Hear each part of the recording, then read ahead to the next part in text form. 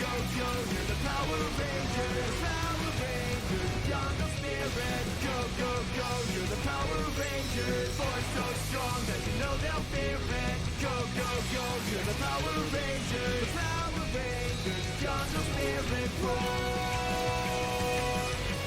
Yeah!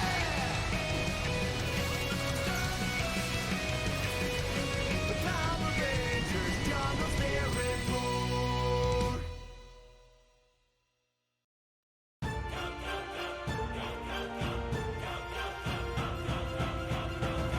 When the world starts to crash and the sky turns to ash, hope will be the beacon in the storm.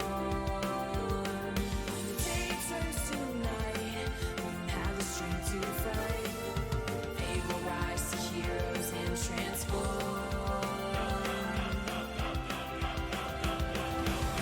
Power Rangers, Gem Paladins, they have the strength to save the world. Power Rangers, Gem Paladins, sharp and fast and brave and undeterred, fighting evil with their might, turning darkness into light. Power Rangers, Gem Paladins, they have the strength to save the world. They have the strength to save the world. They have the strength to save the world.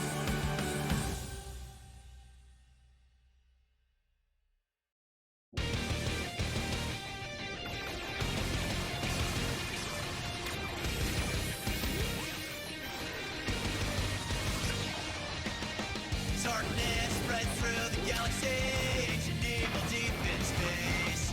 Power Rangers answer the call, time to save the human race. From the band chosen to save us, travel off the dark frontiers. Countdown to launch now, 3, 2, 1, let's go! Power Rangers to the rescue! Power Rangers break the curse! Power Rangers save the world, go! Power Rangers universe! Constellation powers in hand, dark evil they'll reverse. They're the galaxy's only hope, go! Power Rangers universe! Power Rangers to the rescue! Power Rangers break the curse! Power Rangers save the world, go! Power Rangers universe! Power Rangers stop the evil! Time and space they will traverse! Time to save the future, let's go! Power Rangers universe!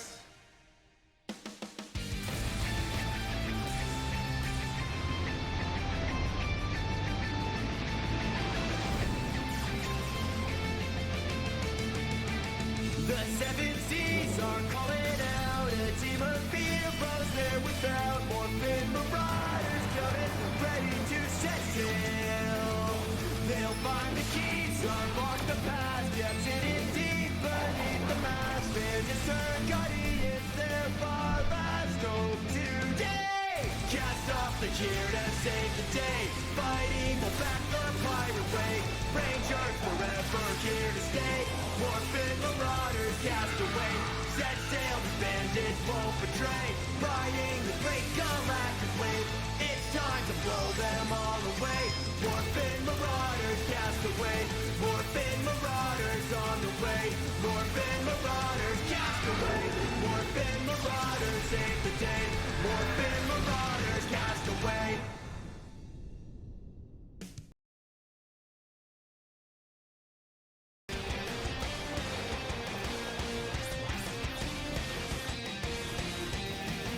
Get up, get on the train. Locomotion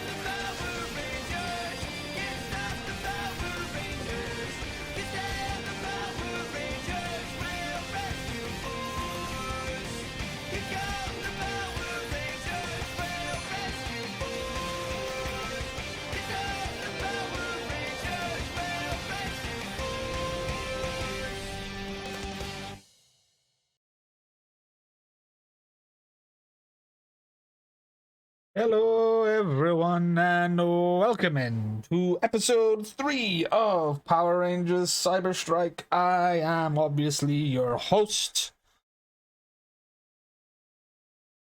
That's a new Nightbot one.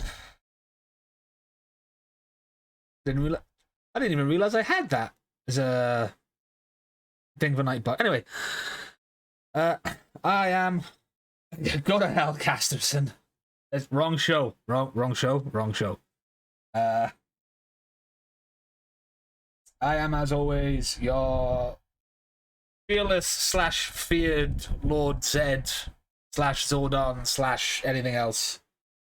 And I am the game master for this, and I'm now going to unmute my Discord, and we're going to get the players. Let's see what these heathens are doing. I feel like we're all going to be taking the combiner feat if we do individual Zords. We are live now, and I don't know what we're doing for the Zords yet. I have a plan, but would you all like to introduce yourselves? And if one of you doesn't take the initiative, I will choose for you. No, you can't make me. Luna, you go first. Okay. Hey everyone, what's going on? It's me, Deluna13. I am really looking forward to today because honestly, I'm just really still super stoked that I was invited to do this, honestly, because yeah, I've always liked Power Rangers, so this is really cool. Who are you playing? I play Nova. And Our resident Blue Ranger. a resident Blue Ranger and the snarky bastard. Repdeck, who do you play?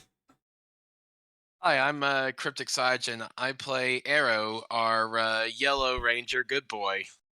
And like Deluna said, I've always loved Power Rangers as a kid, so I'm super excited to be playing in this game with y'all. And last but not least, Mr. Zombie. Hi, I'm Chaco. I'll be playing Marika Hammond, our resident Cyber Strike Red Power Ranger. Power Rangers has always had a soft spot for me for multiple reasons, and being able to actually play a tabletop version of this and actually, I guess, live out a fever dream of being a Power Ranger is certainly something I've always looked forward to. And if anybody ever tells you that Power Rangers is for kids and you're stupid for watching them as a grown up, they're wrong. Come watch They my are wrong. campaign. It's like we are going to be saying the curse words and actually Yes. like we are not meant for kids. We're meant for teens and young adults. Yes. And as I already introduced myself, I am the Game Master, the Resident Lord Zed, Zordon, whatever you want to call me. With the introductions out of the way, here is the recap from last episode. By the way, the episodes are free to now view. Well, they're free to view anyway. But they're on my YouTube channel, my once dead, still dead YouTube channel that I haven't uploaded for in a while, and I uploaded 3 days in a row. So the VODs will all be going there for you to watch. Feel free to take it out. The link should be down below. If you scroll down, it's all there. I don't think I have a command for it, but yeah. So, are we ready?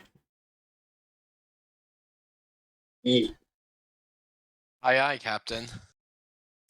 On the last episode of Power Rangers Cyber Strike, the Rangers not only came into a brief accustomedness to their new morphin powers, but they also successfully defeated the Snizzard. And then subsequently escaped from the space station that came under assault from the forces of the Alliance of Evil. Before making their escape, they briefly encountered one Rito Revolto,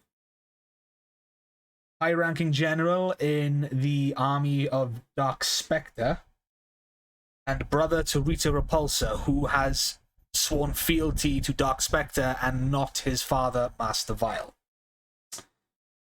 Upon escaping on a prototype spaceship of the aforementioned Astro megaship, which the Rangers have christened the Gamma megaship, they were introduced to... Well, not introduced, they were told a little bit more about the Cyber Strike initiative and the project, and the Ranger project itself, by Professor Daxian, and were also introduced to the ship's AI, Glyph, who is a snarky bastard. That's probably why the ship was a prototype and they left him on there.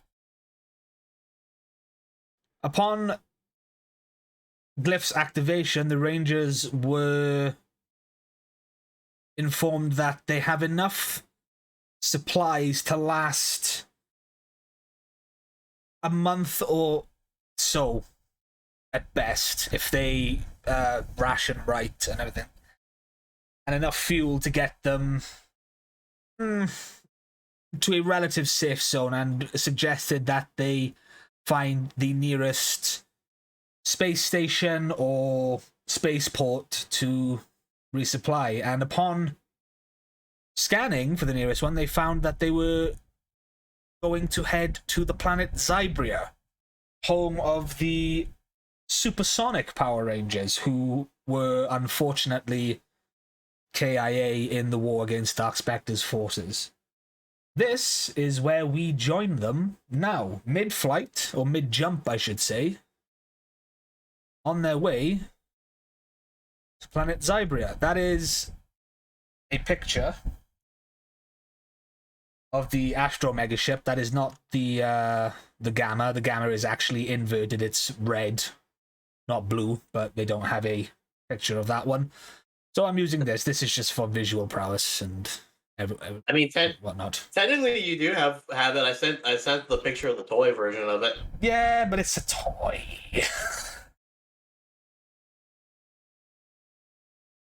If we were playing this live, we would totally use that on the table. Yeah, I'd probably stick that on the table if I had it, but yes. So, you are mid-flight.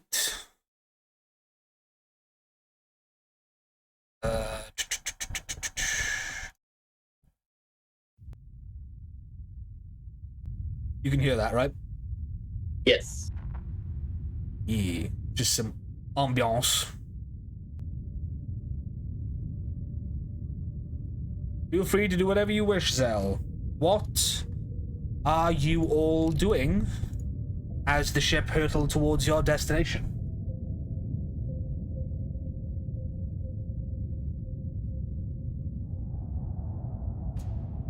So at this point, how many days have we been traveling? I'd say you've been traveling about a day and a half. Do we have a med bay? Yeah, there's a med bay. All right. Arrow is going to take the time to familiarize himself with the med bay and the ins and outs of it. Sure, sure.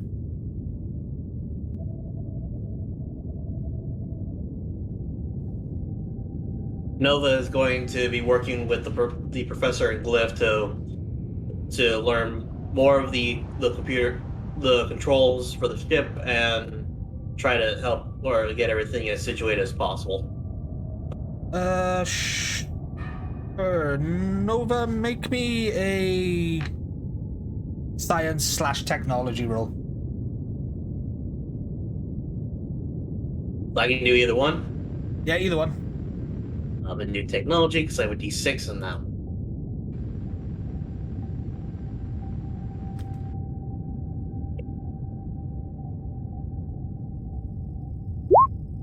As a 15. Oh, critical success. Damn.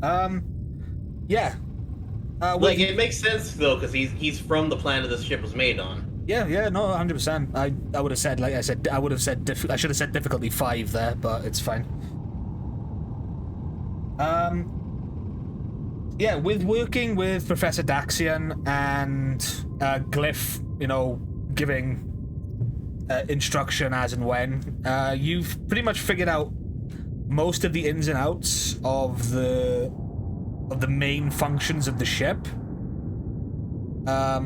You've been able to repair slash, I wouldn't say improve, but make sure like nothing's going to fail.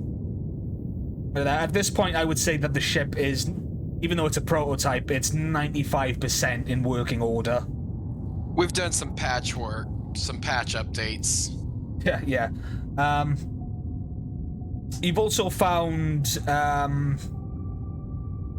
you know, other like blueprints and stuff that you would recognize that have gone on to the later mod, like that went into the later model of the Astro Megaship, and whatnot. You've also found, you know, blueprints for other little like side projects that, you know, were otherwise abandoned by in the manufacturers in KO35. None of which are particularly helpful for combat or anything, but you know, in your head you go like, meh, could be a nice side project in my downtime, maybe. I don't know. This could be useful down the line. I'm just gonna put a pin in these.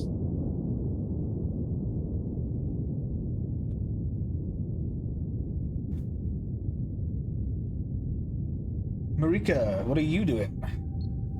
If it's around, she's gonna try to find a training room or something of the like. There is a holodeck. It is again. That is again something that was. I remember that episode. Yes, it is implemented. It's there. You can pretty much program it to do whatever you wish. Yeah. I mean,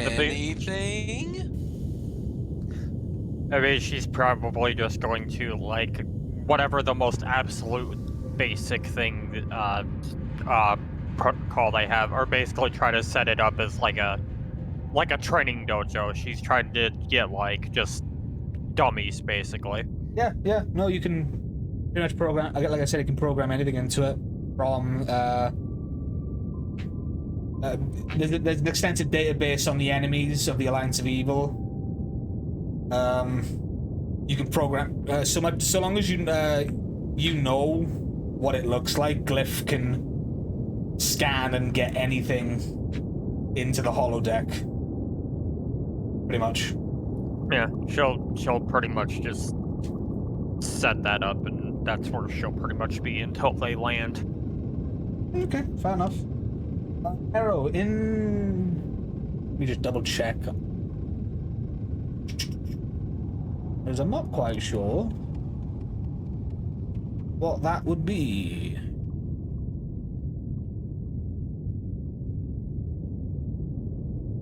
What would the role be for... What I... Maybe survival? Yeah, survival or science? Yeah. Science. No, yeah. Make me a science roll. I'm gonna need to roll that for you, right? Yep. Oh, I could have done it. Okay.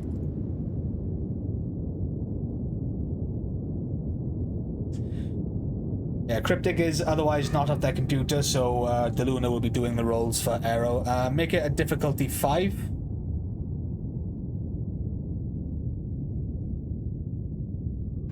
Oh my god. Oh wow, really? Oh no! You rolled a total of 4. D22, skill 2. Amazing. Arrow, you're looking at a lot of these. And it's just a failure. It's not a critical failure. Arrow, you are looking at the med bay. It's a mess. It's like you're looking at it. It's like you could do basic first aid in here at a push. But everything there is like nothing is like tangible. Like any of like the advanced like it's just gone. It's broken. It's like you don't even think like a fully trained medical professional would be able to tell you what any of the tools in this function would be, because they're just, it's almost like they've just used the med bay as extra storage, because there was a bunch of boxes and stuff in there. All right. Well, Arrow is going to take the time on their trip to try to put the med bay together.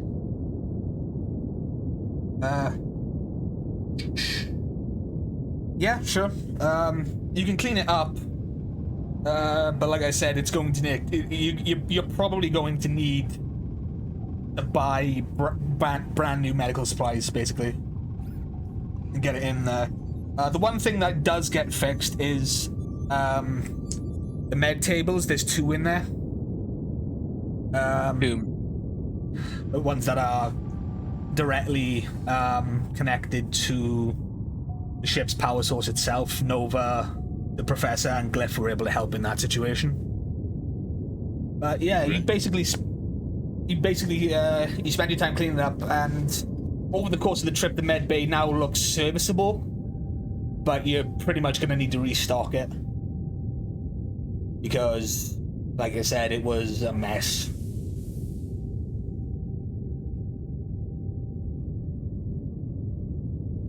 All right, well, that is going to be my priority. As I am going to be the team's medic. Yep.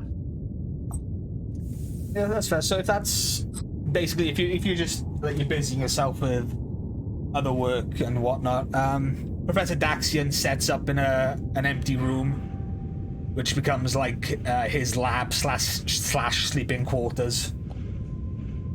I was actually about to ask that. I'm assuming we all each get like an individual room at this point, because there's only the 4 of us. Yeah, you can take an individual room. The rooms are meant to be like shared and whatnot. I said it's there are bunks and whatnot, but you can take individual rooms if you want. But Professor Daxian did take a slightly larger area of the ship and like turned it into his. He basically went to what was essentially the R&D part of the ship, and was like, "Yeah, this is where I live now."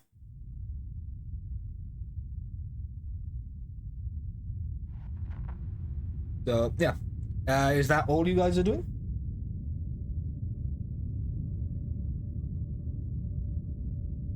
All I have really to do is just basically, I want Noah to learn as much as possible about the ship, so that he can be like the main guy for it. Yeah. And I haven't added in that photo. Shite. There are people who want to give you some head pet. Oh no, Twitter, why are you doing that? Sorry. Arrow is actually going to use the holodeck to try to train himself against the forces of the Machine Empire, because the last time he saw them, he froze.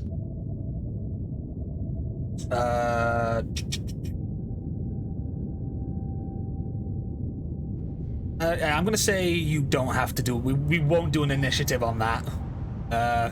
We won't do like a battle or something like that. But roll. Let's say.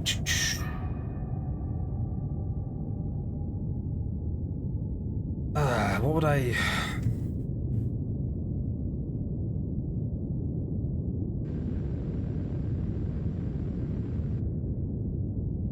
Roll me a survival on that one. Right there he goes. Chris. Could I help him in any way, since I'd also be there?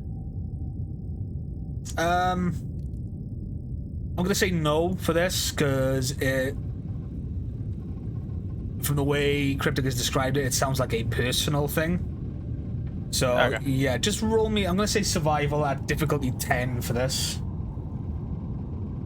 While I try and find that photo I got. Oh Wow, my god! another failure. Lovely. That tracks. Yeah. I'm sorry, Cryptic. Like, you chose poorly at having me roll for you. Yeah. So, Marika, you see this, but when the what are the machine? What are they Cogs. called? The bots, yeah, not cyclobots. The that's cogs. cogs. The That's the one. cogs. Not yeah. I always get cyclobots and cogs mixed up. So the cogs. Cyclobots were Time Force, or they were Cyclotron. No, cyclobots are Time Force, but they got the big cog in the front of their face. Yeah. Yeah. So the cogs. At the sight of the cogs, Arrow, like even though you tried to like fight back, again you just kind of freeze up and stop. Marika, you see this. You see this happen, and when Arrow gets knocked down, like that, the holodeck kind of freezes and just it stops and it shuts down, and then you're left inside the holodeck, which is basically just a bunch of like it looks like a big grid. She walks up and like offers a hand to pull him up. Thank you. I need to get better. This is the first step. I just need to get over this hurdle. She kind of nods, doesn't really say anything for a minute, and then says, "I'd ask if I could help, but this sounds like it's something that you need to deal with on your own."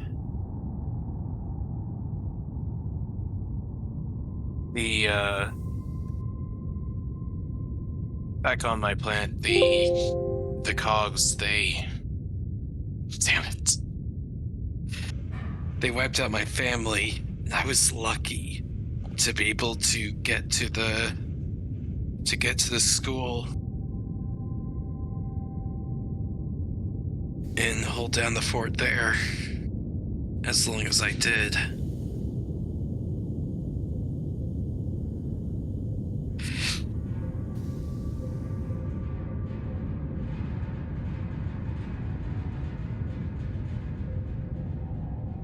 She kind of If I freeze up again, someone else will die.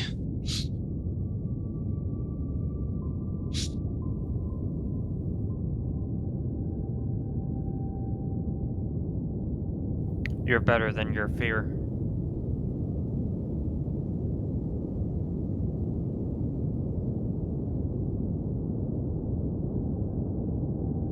I Always aspire to remember that, be. especially as a ranger.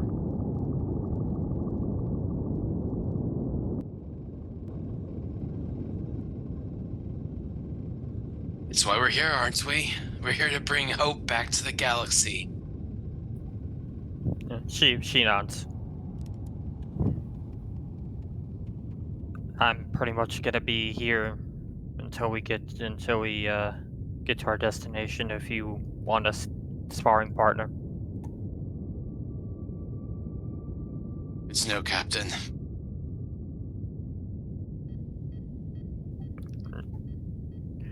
she'll just turn around and set up her part of the holodeck. I will say the holodeck is only big enough to run one simulation at a time. Yeah. You're not on a ground base, you're in a spaceship. If that's what everyone's going to do, the ship again hurdles through the jump, like that, and after about another half day, Glyph alerts everyone over the comm, informing you that you are on approach to Zybria, and Zybria, and that you will be dropping out of the jump momentarily if you wish to come to the bridge. And this is where I have to do some stuff because I forgot to set this up before. Okay, now I'm imagining these Siberians having Siberian accents. Yeah, sorry, I pronounced it wrong. It's Zybria, not Siberia. Yeah, do spidania. No. Oh.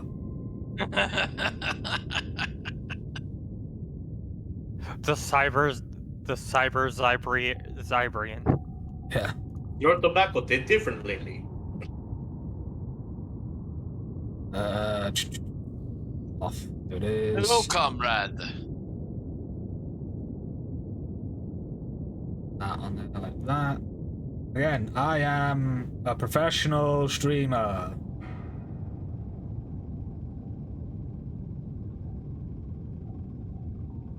Professional streamer with a professional smart Alex, or at least one. Yeah. You drop out of hyperspace, which is what I'm calling it, because there is no other name for it. Out of your quote-unquote warp jump, and you begin to you come across a planet. It's actually quite serene looking. It looks Earth. There's a bunch of greenery and blue, and you, after Glyph makes all the checks saying this is the Gamma Megaship, you come down and then you end up over a serene looking city like this. I want to say that I do not own whatever art this is. I just typed in non-copyright fantasy, high-tech fantasy city. This is what came up. I do apologize. I'm not a great artist. Looks cool though. Yeah, I thought so. It looks like it's like there's parts of it that look a bit destroyed and whatnot. So I was like, this kind of looks perfect. But yeah, this is, for all intents and purposes, the planet Zybria. It's highly technologically advanced, as you can see. Yeah, and you fly down, and the ship comes to a stop just above a space, like a small like space dock. And it lands. Where, of course, then you are met. Well, if you haven't exited the ship yet, but the exit of the ship, you lower the ramp lowers, and then Glyph then says, "I would suggest your first priority be medical supplies and food. I believe the refueling situation can be handled with the dock workers."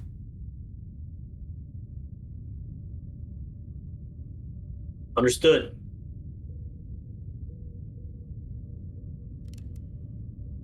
Jawohl.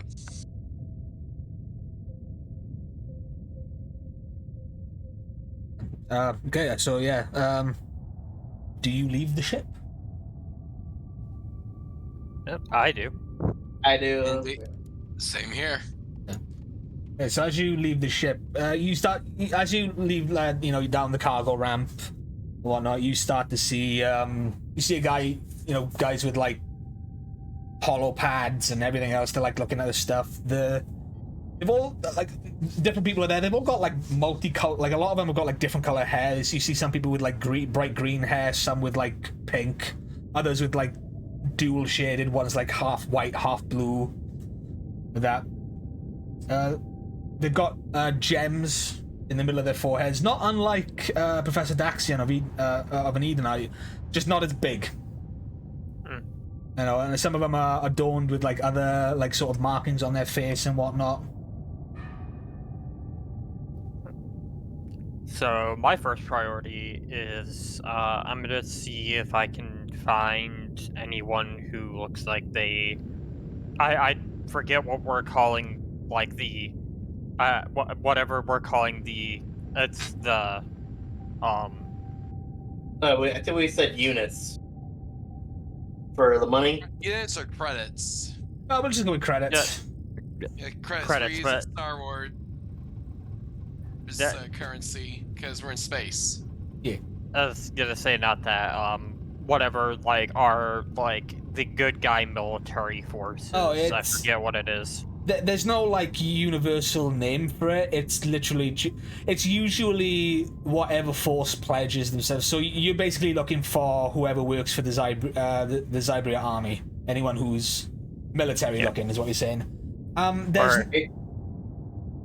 There's no one around, but you do see what you assume to be one of the head like spaceport workers, because he's the one barking orders at everyone. Yeah, she'll walk up to him and say, "Excuse me." He's sort of a heavy-set dude. He turns around and just goes, hello, greetings. I believe you're the one that came in on the KO-35 ship, I'm correct? Yes, the prototype where, unfortunately, let's just call ourselves refugees. Space station that we were in was attacked by the Alliance of Evil, and we needed a place in the green zone to dock for the moment so we could get our bearings. As you say it, he kind of looks like shocked. He said, "Oh, that must be why why the security port was up in arms. There's been rumors of an attack behind the safe lines." He kind of shakes his head. Nevertheless, refugees, you say? You look military, though. I was. Or I guess I am still. How can I help? She kind of like, flashes her captain's badge that she has on her, and she says, "We're mostly here because we need to resupply. I don't know if you could direct us towards the best place we could get that." No, he kind of like, he gives like a hearty chuckle. Resupply, it's we can give you as much as we can here, especially if you work for the military. Of course, your ship's AI has already provided us with a list of your fuel situation and everything else. If you're looking for food supplies, your best bet would be to head to the markets. If you're looking for something more than what we could offer in the rations department, the medical supplies that your ship's AI has provided us with might be a bit more difficult. We're not exactly we don't exactly have enough ourselves. We were, of course, I don't know if you've seen the reports, Zybria itself was also raided not too long ago, which is unusual here in the green zone, although the forces are trying to cover it up. And the way he says it is like, it gives you the impression that something big went down and is trying to be kept hush-hush. I would have heard about this, probably. No, you wouldn't have. Oh. Okay. She kind of raised an eyebrow. Don't think I heard of, but I'll take your word for it. If you want any more information on that, I'm sure if you just flashed your badge, you could probably get more out of the security forces than we could. Or at least from the army themselves. Would you know where... Of course, since the fall of the supersonic Rangers, Zybria's morale has been less than 100%, we shall say. But I'm rambling. We will get your supplies sorted in due haste, Captain. Not to worry. Would you be able to point me towards the nearest garrison if the military are here? Oh, that's easy enough. It's the giant building just over there, and he kind of points out of the, like, just out of like where the ship flew in, and you see like a large like tower type deal, and it's got like some ships. I wouldn't say ships, like cars and stuff floating around it and whatnot. And he says that is the primary defense building. If you're going to get any information, that's where you would need to go. Good to know. And she'll kind of just for the sake of brevity, she'll thank him for his time and yeah. head towards wherever the rest of the group is, and kind of explain what she just what she just found out about. Yeah. As you come back over to the group, Professor Daxian is talking to Nova and Aero, and he's basically given a rundown of like Zyber itself.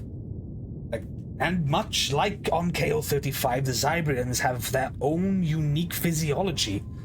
Much like ourselves on Eternoid, some are empaths, some are seers. I believe the red supersonic ranger was a seer. He's basically just rambling off like Zybria's history. I don't know what Nova and Aero's reaction is to this, but Arrow is fascinated as he loves learning about other people's cultures. Novo actually would be kind of interested as well, because hearing that it's another planet with the same type of abilities that his people had was really interesting. I wouldn't say same, not unlike. Like I said, some of them are empaths, some are seers. Similar yet dissimilar. Yeah, similar yet dissimilar. Zybria, again, would be closer to Edenoid than it would be KO-35, but again, Professor Daxian, he's just rambling off stuff. And the both of you would see Marika approaching, whereas Professor Daxian, again, is just rambling off on his data pad and whatnot. Captain, what'd you find out? Well, for one, I guess if there's any good news, there's a garrison. She kind of points off to where the building is. There's a garrison there. We might be able to get rations from, as far as food is concerned. Medically, it might be a bit more difficult because from what I was told, the planet was raided recently. Nothing I have ever heard of before, but I don't know the extent of what we might be able to get here as far as medical supplies are concerned. Look, as long as we can get, like field equipment, at the very least, I'll be happy. I said there's a garrison over there. Perhaps we could requisition some medical, even basic medical supplies from them.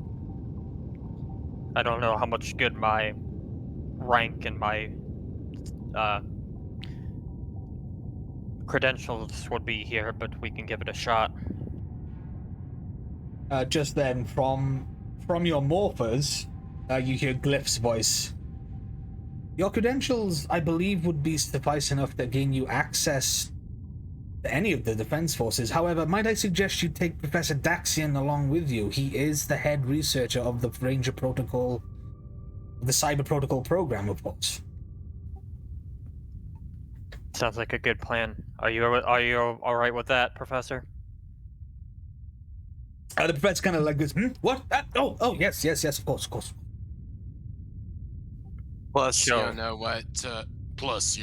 We don't know what elements from said raid could still be here. Was that anything you had heard about, Professor?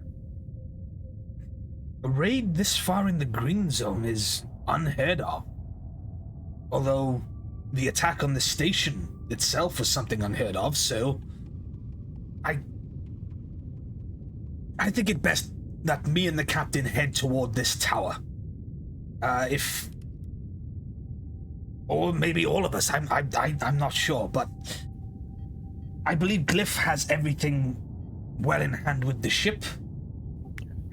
I mean, if the two of you want, looking at Nova and Arrow, if the two of you want to try to venture into the markets and see if you can find some more conventional supplies, then you can do that. Otherwise, we should all of us want to stick together and head to the garrison first.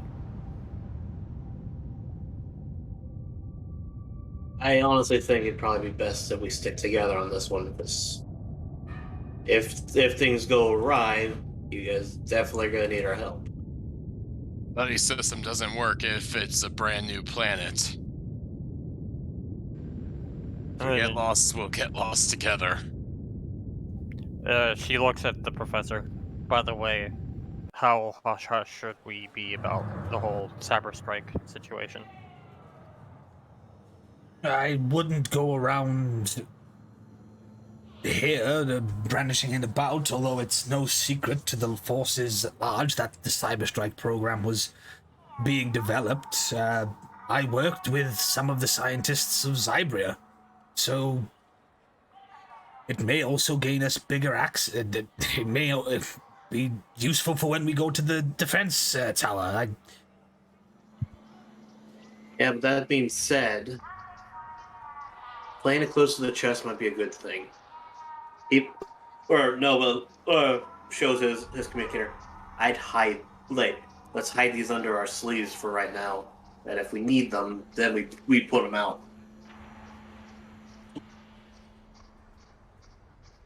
And do. And Arrow will make a show of hiding his underneath his yellow Elvis suit. JoJo looking ass. I'd actually say Marika's probably dressed in like her more like civilian clothes at this point, so she probably has like some wristband that she'll try to slide the morpher under.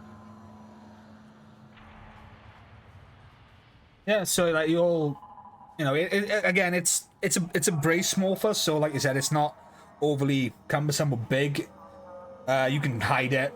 Anyone that looked at it would just think, oh, maybe it's like a fancy watch, or it's something to do with the military. Yes, it tells time and nothing else. Yeah, if you're all of you are gonna go to the defense tower. Yep. Cool. You're able to get transport. It's not hard, especially when Professor Daxian, kind of walks up and looks, rather than getting like a commercial one, he kind of goes up to one of the more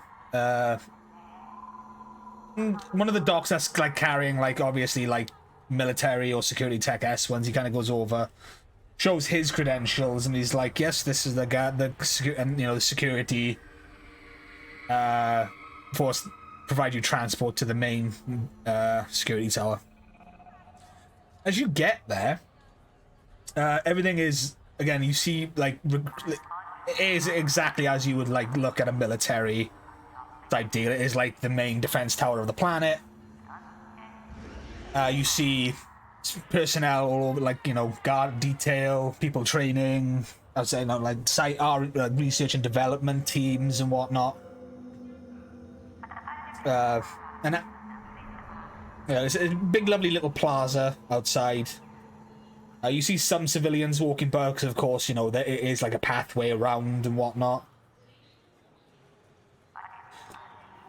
Marika's gonna lean over to Daxian. Should we try to go straight to the base commander, or? Well, we would have to just enter the building first, as Professor as you're walking, and you go into the reception. As you get in, like, of course, there's like a big circular desk in the middle of the atrium, we'll call it. And there's people there working at the desk. There's people, again, you see civilians logging complaints. Are there? What would be a listen? What would be the equivalent of a listen check?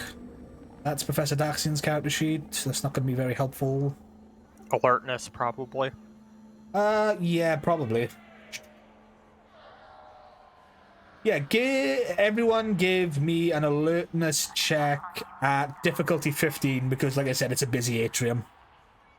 I think, let me check my things. I think I might have an edge on alertness checks. For insight. I believe that would be if someone's like trying to like tell a lie or something, but I'm doing this as basically like a all-around listen check. Arrow got a 21. All right. Does it even matter? Here's Nova's.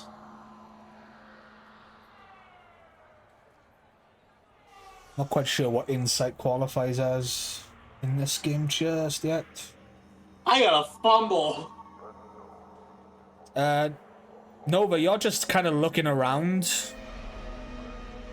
This is the nicest planet he's ever been on. He's just like, oh my god, this is so beautiful. You're kind of looking around like that, and as you know, you can't hear anything like that. Actually, you end up involuntarily bumping into a R&D developer, and they drop a lot of their papers and hollow pad on the floor. Which My apologies. Here, let me help you out with that. while that's happening, Marika, you don't hear anything at all. She's distracted. Yeah, you're that Arrow. However, you end up catching an interesting conversation by a sort of disheveled-looking individual complaining to one of the desks. What you hear from the conversation is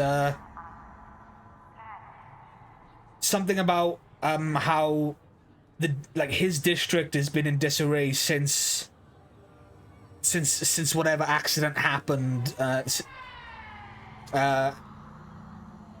the relief effort's not enough, and how is he supposed to work with, his business is fumbling and all that kind of stuff. And you can quite clearly see they're trying to the secretary is trying to keep it hush hush, trying to calm him down. As she looks a bit shifty eyed. She's like, stop yelling, stop trying to create a scene, as she calls for 2 security guards to come over and assist with the situation.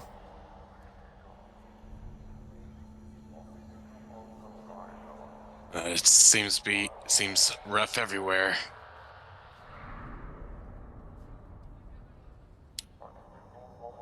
As that's happening, Professor Dax,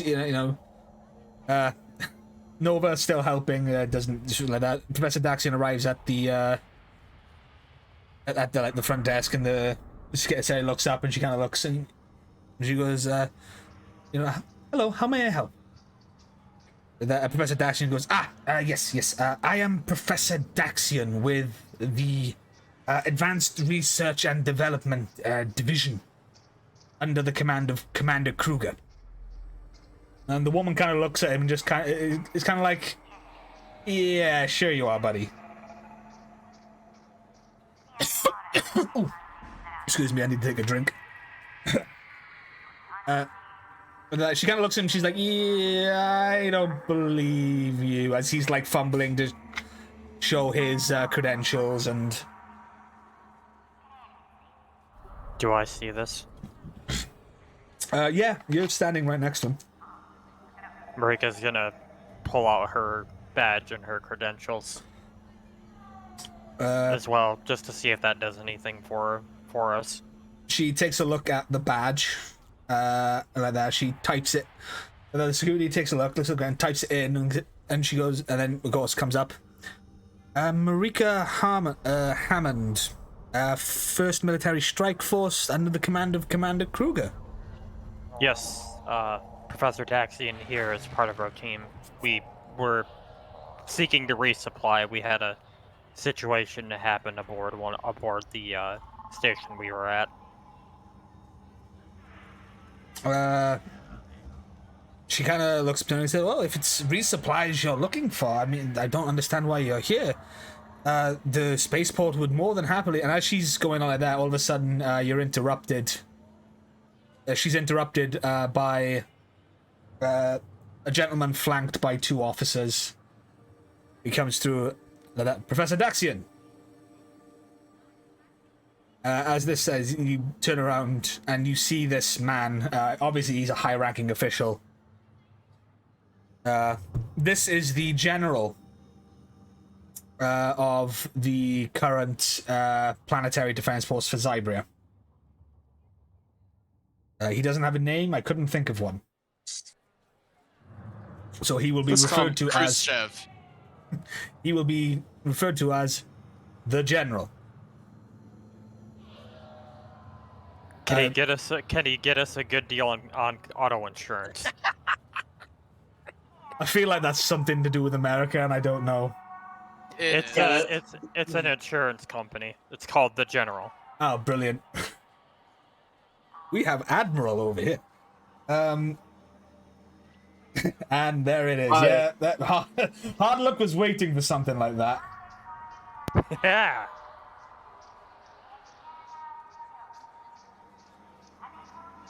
I'll salute him for the moment. That he salutes back. Yeah, it's like that. If you and your companions will follow me where there's less prying eyes. And Professor Dash is like, yes, of course. Nova, you've already joined up with the team, back with the team at this point. And you are led to a an elevator where you're all put in. The two guards then stay at the bottom of the elevator. The general steps in and he waits for everyone else to get into the elevator. As you all do, you are then the elevator then goes up and the general then addresses everyone, not looking at you.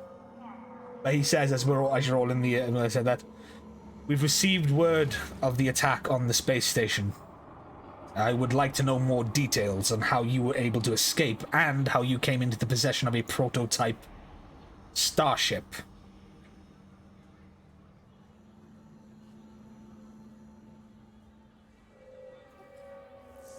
Kind of looks at the two teams, looks at Daxium, kind of gives them a should we glance.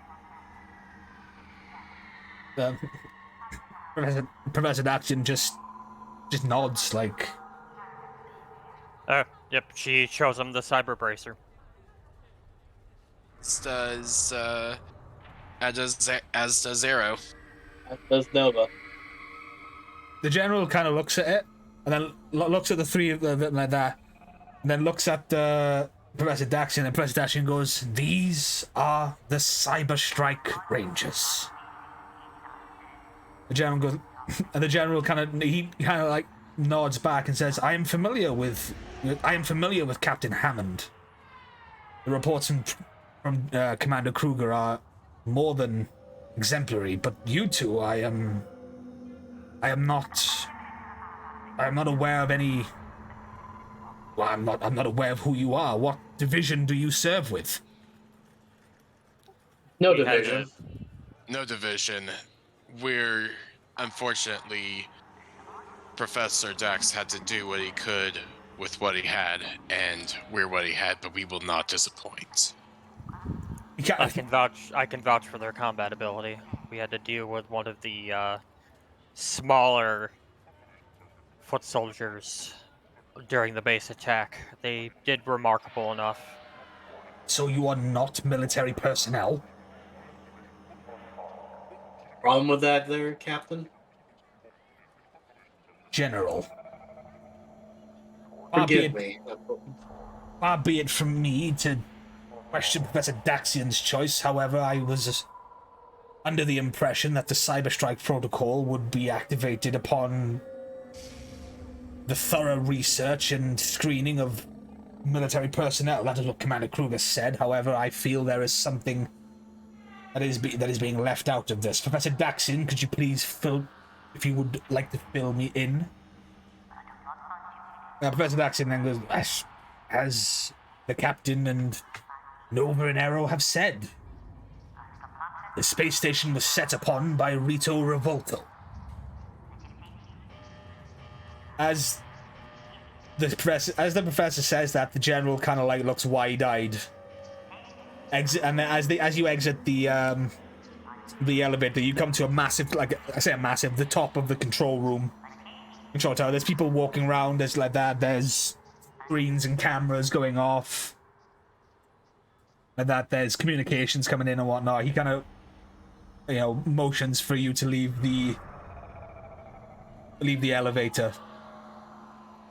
And as you do, he continues, if Dark Spectre is releasing one of his top generals this far behind enemy lines, would explain a few things happening. He kind of turns away and then he goes back to the, into the room. That status report. One of the people at the desks kind of swivels on in the chair and says, "Sir, that we're still getting reports of the relief effort from where the raid happened. However, public opinion and the news is getting around. The people are aware something is not right." And the general kind of just sighs, grabs his head, and like it pinches his nose. What was this raid exactly? Another member of the personnel turns and kind of like brings up a hologram. They introduce yourself. "Hello, I am like the head scientist, Zell. That's pronounced. That is spelled Xell. Zell. She knows.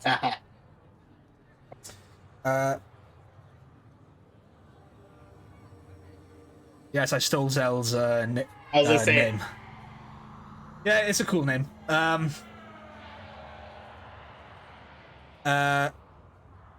was I saying? Yeah.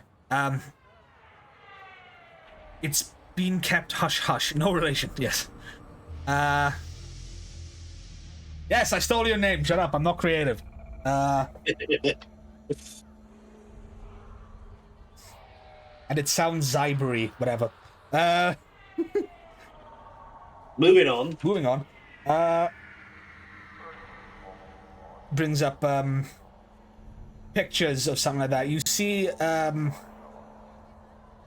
these images and small like video clips of a small village / fort being attacked and raided by,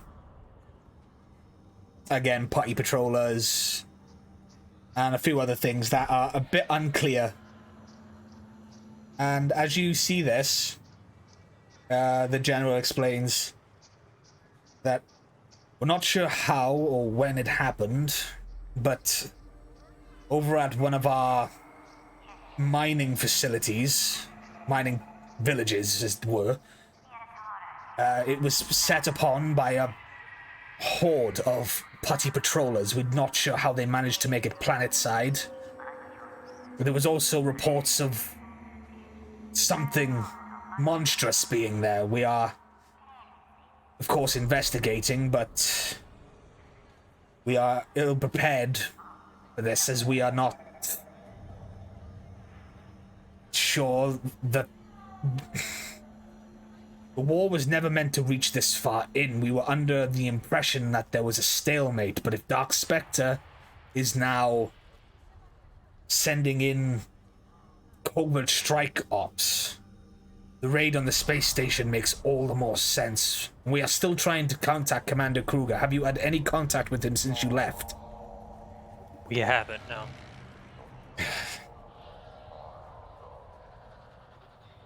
But if you're talking about Black Ops situations, I believe that's what Cyber Strike's specialty is. We could go and take a look at the mining facility for you.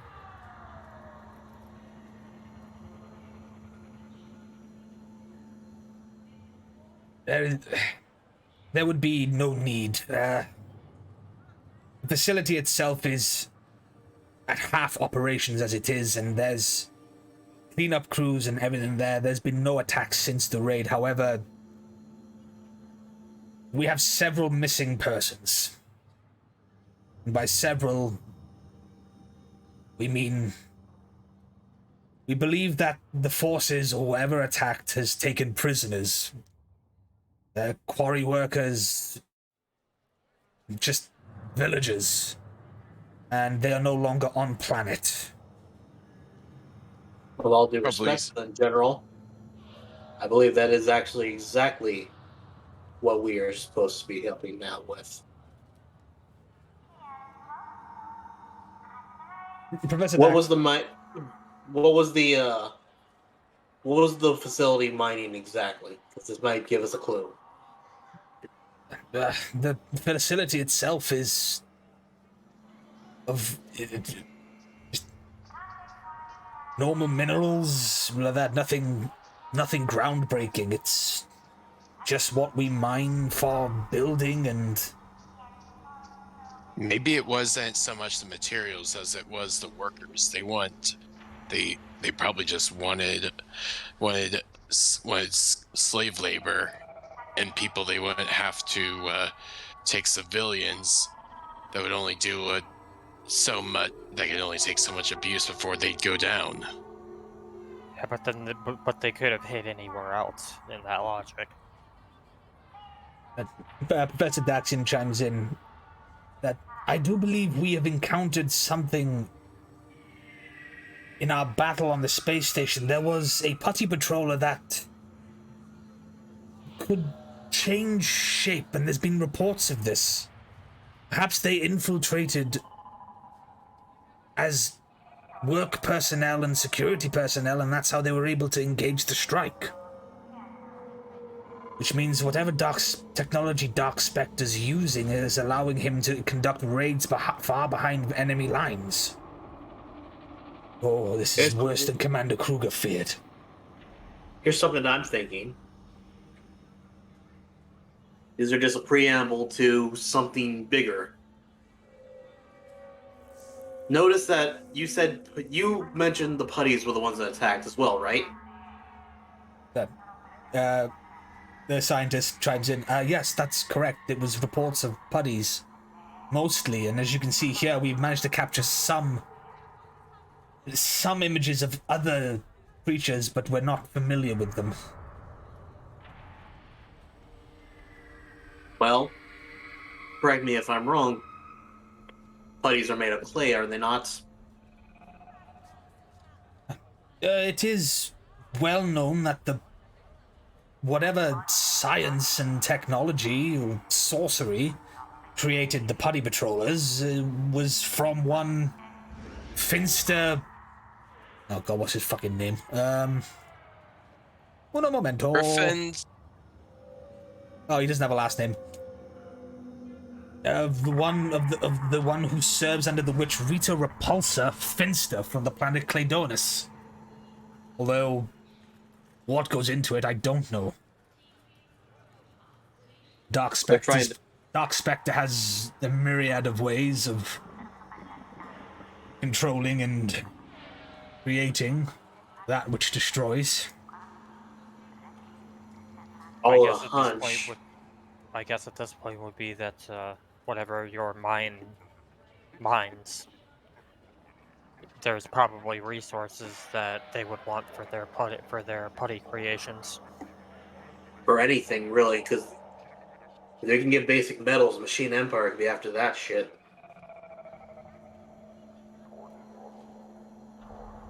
The fact that they're attacking mines, they're attacking they're attacking space stations, they're attacking things that they can tear down. And if forgive me for jumping the gun on this, but there might be stalemates in certain parts of the war. But if you had the tactical advantage, wouldn't you want to stay or strike? The general kind of looks at you, Nova.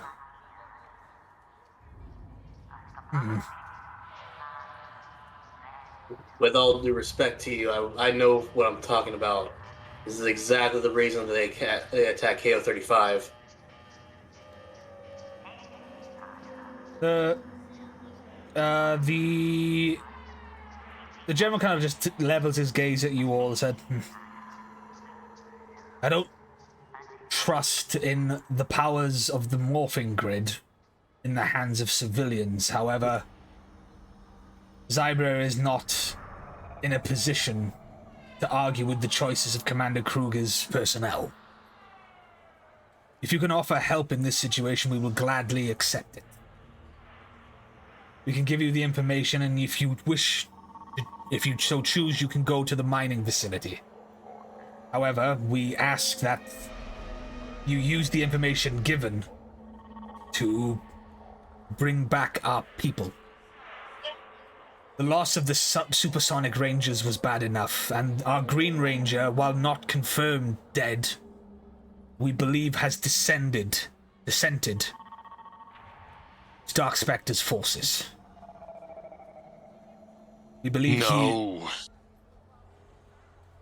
he is the reason the supersonic rangers were led into a trap, but we have nothing concrete, that evidence. He has not been seen since.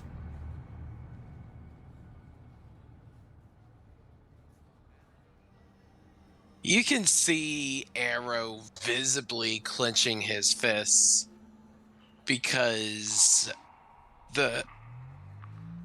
all his life the Power Rangers were a symbol of peace, justice, and hope, and to hear of one of these warriors turncoating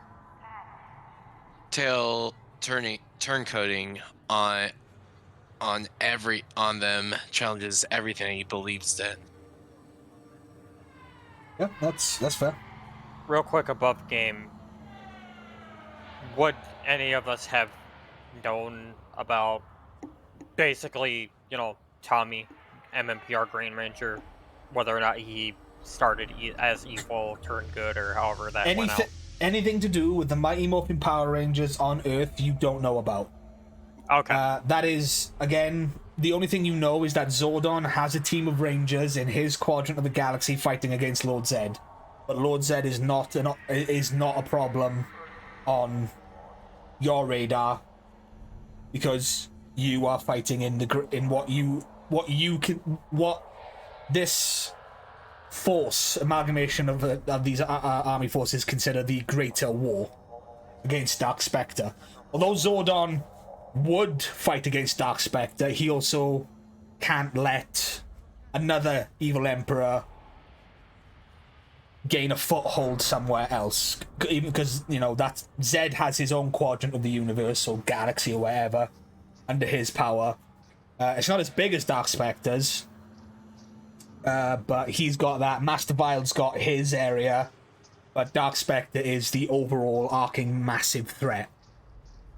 Okay, that's all I needed to know. Yeah. You wouldn't, however, have known that, because this information you were just told, as far as the greater forces are known, no, all of the supersonic rangers are dead. They were destroyed in what is believed to be an attack by Dark Spectre. The news that maybe Dark Spectre managed to turn a Power Ranger is unsettling, but the general continues to say that among the forces that were taken prisoner, that was the head of research and development in that area. That we're not sure if they were stolen because they were captured because of their rank, or if it was just because he was unable to escape. We do, however, wish for his return, as he has some important research in Zybria's defenses going forward.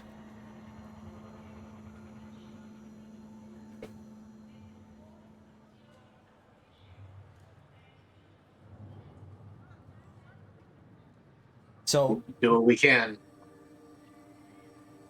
Professor Daxian then turns and said, "I will stay here. I believe I can fill the general and the rest of the forces here in on everything that is happening. If we are to ascertain what is going on here, I suggest then that you make your way to the mining facility."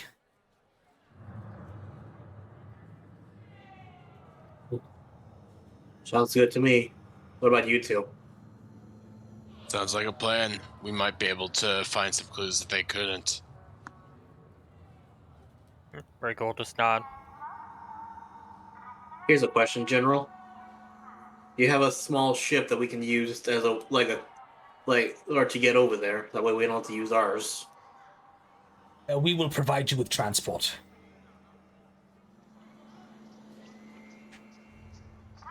And he kind of he kind of looks at someone else and gives them a slight nod as they then start talking into our headset and bringing for what you consider what you could discern as maybe a transport made for you. He kind of turns back and says, "Good luck to you, Rangers."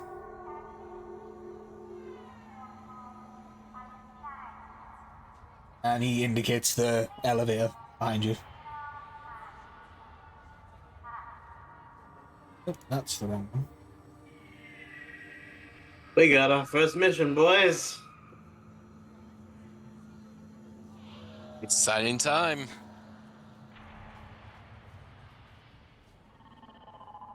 So, as you descend in the elevator, you come out and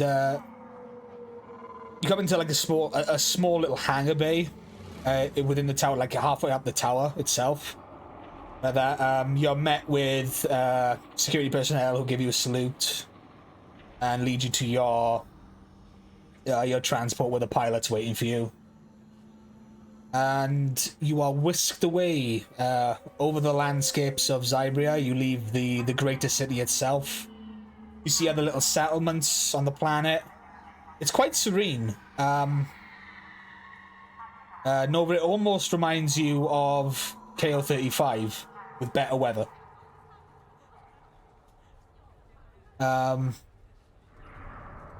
As you come closer, you see that there are other like work factories and stuff with like smoke billowing out, everything, and you come across then the mining facility that where your destination is, and you can see that it's clearly like it's not an industrial explosion that has been put out to the public. You can quite clearly see that this is an attack, especially you, Marika. Is like this has been assaulted. Like this is it's like that. You see people, in like certain areas. It's almost like there's the mining facility and there's like a small village not too far away. But you can like you look at it and you see that there's scorch marks. There's some destroyed debris from buildings and whatnot. But the mining facility itself is the one that got hit the worst. Okay, that was what I was just about to ask. Which one looks worse? Oh, it's definitely the mining facility. If you...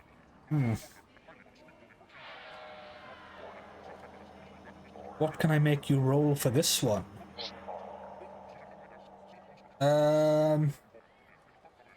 You know what, Marika? Give me a...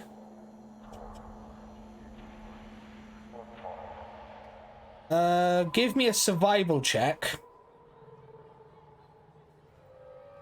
Actually, give me a survival or alertness between the two at difficulty 10. Roll. No, they both had the same dice, so.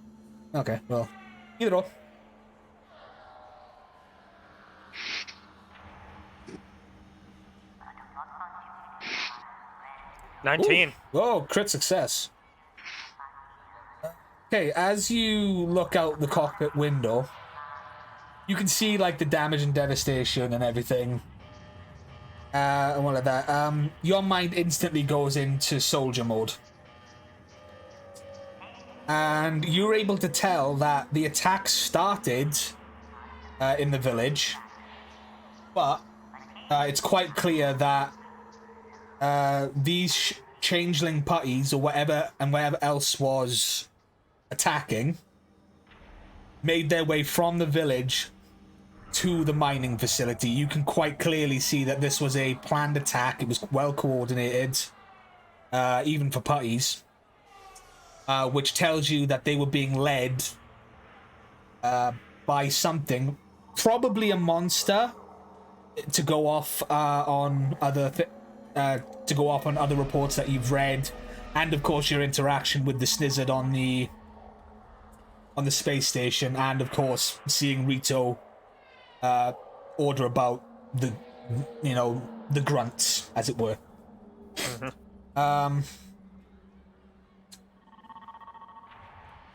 Yeah, you see the it kind of basically the attack started there, but then it made its way to the mining facility, and it's the mining facility that was the main target. So not only was this an attack to abduct civilians and personnel, there was something going on at this mining facility that they were specifically targeting, which makes you think that the general is holding information from you. She'll log that. Turn to Nova and Arrow. Need to check out the village first. That's where the attack started. No doubt, if it was one of these changeling putties, they probably had either disguised themselves as civilian or some sort of personnel. Met with the strike team in the village initially, and then took the attack further into the actual mining facility.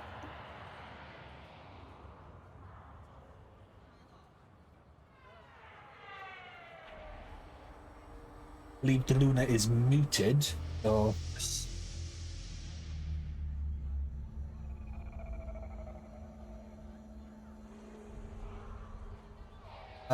yeah, so upon giving that information to the others, the pilot indicates they're on final approach, and they kind of dock. They kind of land just outside the village as you convey that that's where you wish to take your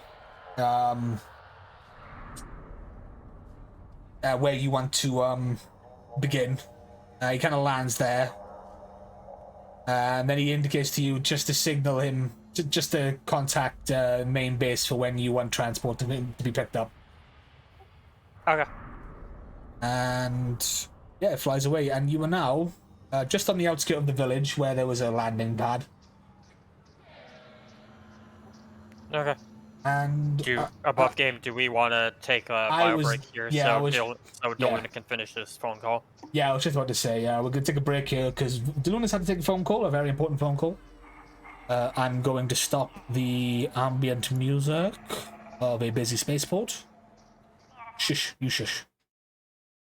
But yeah, we're going to take a small break there while Deluna finishes that. And I can take a small moment to interact with chat. Hello, chat! I hope you're enjoying the episode so far. I know it's really RP heavy, but I think that's kind of how this is going to go. Again, I don't do a lot of... I didn't want to... The way I've based out the campaign session by session so more... Hey, Rosso, what's up? So far is I've gone... I don't want it to be like, oh, the Rangers go here, they get told this. Monster of the Week battle. End. They go here, they get told this. Monster of the Week. I kind of want it to be an ever-stretching story. So... Some sessions may involve battles, some sessions won't. I feel... you might get to the battle one here, but this has gone in the way that I hadn't planned. I don't have a battle map for this, so may have to reuse a battle map. But it won't be the hangar. But yeah, how is everyone else? How are you guys? You enjoying?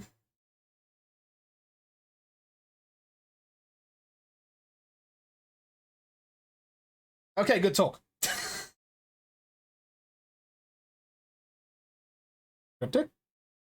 Jocko? I'm here still. Oh, good. I thought I was left alone then. I was like, how are you guys enjoying the campaign so far? I know we're only on like episode 3. This is the 4th session, but episode 3 because the first one I logged as pilot. Oh, I guess I should mention that as well. All the VODs are available on my YouTube channel. Yes, I had a YouTube channel once upon a time when I tried to be a YouTuber. I will get a link to that posted here. Initiating system. You shush.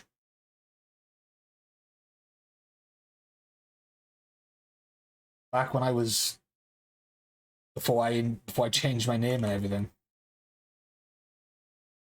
That's the channel. It's in a playlist. You've got the pilot episode, episode 1, and episode 2. This one similarly. This session similarly. Blah.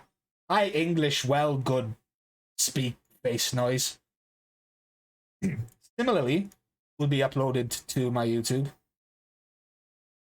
Yeah, there's a whole bunch of stuff on that I did ages ago. I did a Dragon Ball Xenoverse playthrough 1 and 2, and a full Sonic Generations one, and then there's just a whole bunch of other stupid stuff I used to do, which I've thought about doing a stream where I go back and react to it all, but I kind of don't want to die of cringe.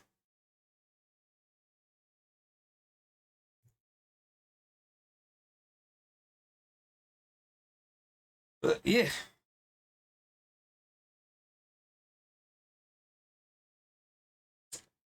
How about you, the players? Are you feeling like is it interaction with the NPCs too much or too little feedback anymore? Yeah, I think you're doing a good job. Yeah, I'm having fun. I mean, for me, it's more just I'm not very good with improv, so it's hard for me to sit there and like think about like, oh, what am I gonna say to this person? How do I do this? I feel like as the DM, it's my job to make sure that flows. Yeah.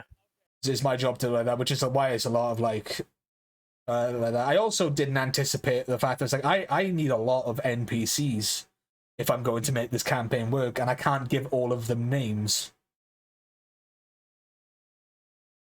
Yeah, of course. Zell's like, react to your videos, do it. I'm like, I might. I also had the idea of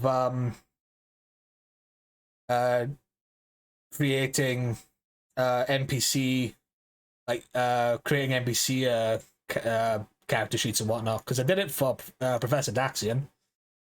I should probably like for anyone who hasn't who doesn't know, the character of Professor Daxian serves as this team's alpha. As it says here, Professor Daxian is the younger brother of King Lexian of Edenoi, and the head scientific researcher. Before joining the Allied Forces of Good, he mainly spent his time researching the mystery of the Masked Rider powers, a power that had been handed down the royal line of Edenoi for generations. Upon the advance of Dark Spectre's forces, the Professor joined the armies of Good to aid in advancing the defense force capabilities of worlds. While in some aspects this helped out, other worlds were not so lucky and thus fell from the ever-growing onslaught of Dark Spectre's forces. And then, of course, in recent years, he's been devoted himself to harnessing the power of the morphing grid and is the lead of what is called the Cyber Strike Protocol to create a team of Rangers whose purpose is to strike back at Dark Spectre's forces where regular soldiers cannot. So yeah, this is going to be a spacefaring Ranger team. Doing all of the fun stuff, like dancing and not being attacked by any sort of crazy monsters whatsoever. I lied. It's going to be very dangerous for them. But yeah, I created a complete what's it called sheet for him, and I just rolled a d20. I just rolled a d20 for him. I made him threat level 0, health 1, language English, all that kind of stuff. He's got science and technology. But I just rolled a d20 for his defenses. He got 13 toughness, 12 evasion, 15 cleverness, and 14 willpower. And I thought I'd do some more of those, especially since the monster file is very, very sparse when it comes to it. It's literally, as a first issue, Renegade Studios put this out, and they obviously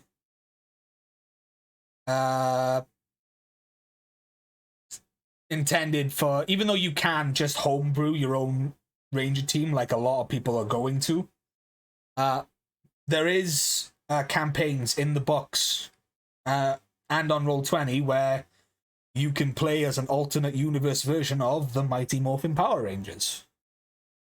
If that's, easy, which is something I debated doing, but I was like, I kind of want to try and make my own team as a first-time DM, because that was smart.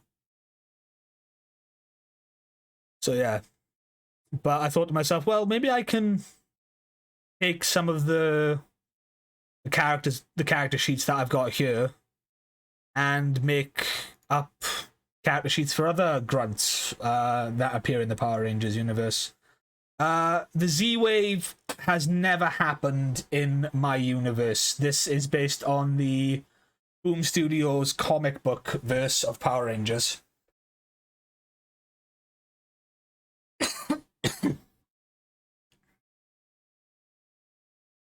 Which is why I mentioned the Supersonic Rangers and other Ranger teams all around the universe.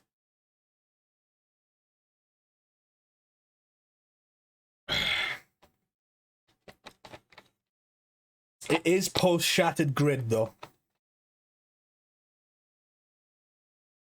Are there dragon-like alien species? I don't know. I really don't know.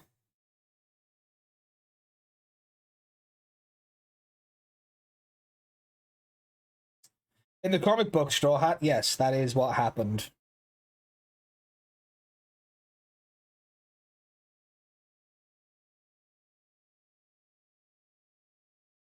Yeah, it is post Shattered Grid. I don't know how I'm gonna work that in, if at all. Like I said, it's an alternate universe. So I based it in the comic book universe, but it's like I'm just changing it up. Like I said, I introduced Commander Kruger in my universe, a young Commander Kruger, but he definitely wouldn't be alive in this timeline at this time in another universe. But it's my game, my campaign, so I can do whatever the hell I want. If I wanted to give Cryptic the ability to grow into a giant, I could. But I'm not going to, because I don't want to give Cryptic that power.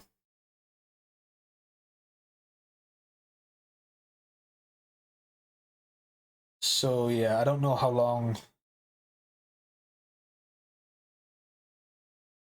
I don't know if DeLuna's going to be able to come back just yet. If Cryptic was a monster, he'd be the Pine Octopus. Yeah. Pine Octopus. Yeah, there's a bunch of monsters here I could use.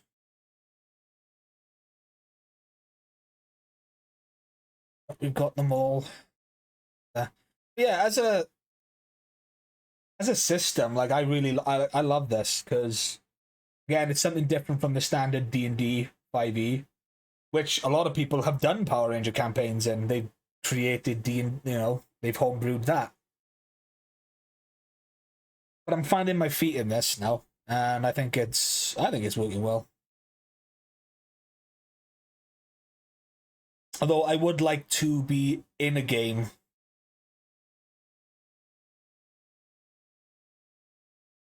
at some point, if I ever get the chance. It's just finding the time to do it.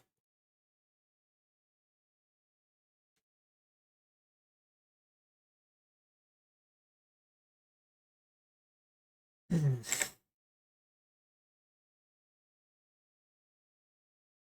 we have an ETA on DeLuna, or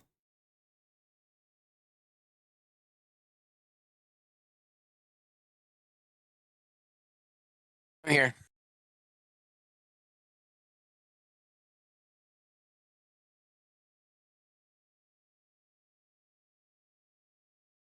Luna, if you're saying anything, you're muted. No, he's on the phone. Ah, This is work. No, yeah, I understand that, Luna. It's fine. that's all good, brother. Get that bread.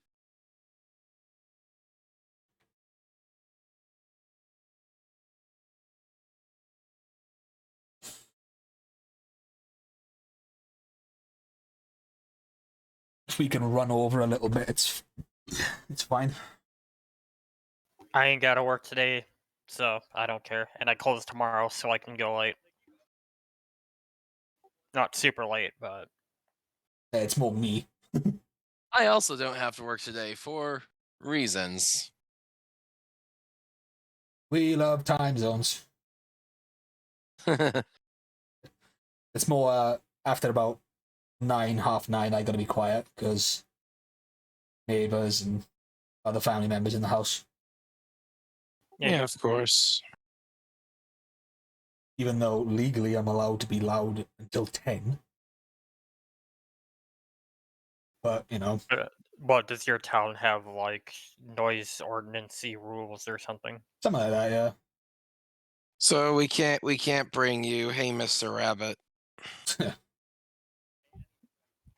If Rabbit was in this campaign,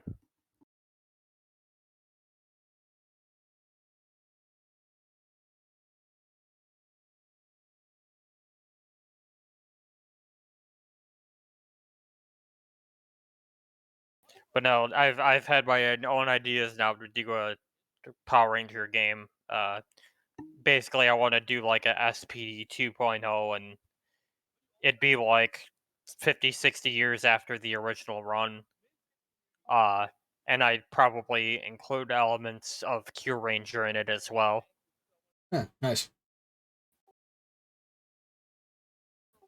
Bring in Don Armageddon as, and I'd be called SPD Armageddon.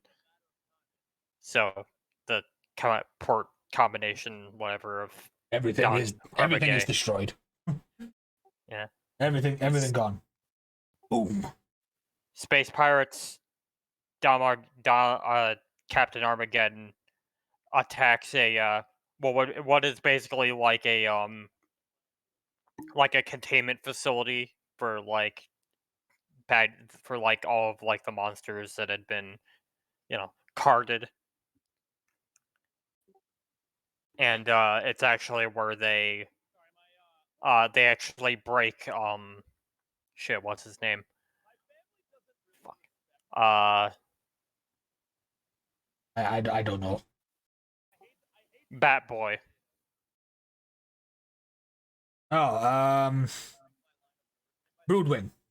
Yeah, they break Broodwing out of prison and recruit him to be like, hey, we heard that you're the top criminal in this part of the galaxy. Can you help us? Blah blah blah. And Yeah, I get it. now Broodwing, who was one of the most wanted people for SPD, has been broken out, and so the player characters who are cadets on this facility are like, oh shit, go to Earth, warn the commanders of Earth that Broodwing has escaped, blah blah blah, and Yeah. that become the new SPD Rangers. Yeah. How's that? Because canonically, Sky becomes the what is he? He becomes like the Delta Ranger, I think. Or like, Yeah, he takes Kruger's position because Kruger took over as the head of the entire Yeah. SPD. Deca Ranger. Yeah, he literally becomes Yeah. the Deca Ranger. Canonically, and he's got a really cool suit in the comics as well. Yeah, but I wanted to do a situation where like all of the old SPD characters were either like had been retired or had passed, so that it's like they have minimal interaction in the campaign, and it lets me kind of like have a new like characters with only slight connections to the original season. Yeah.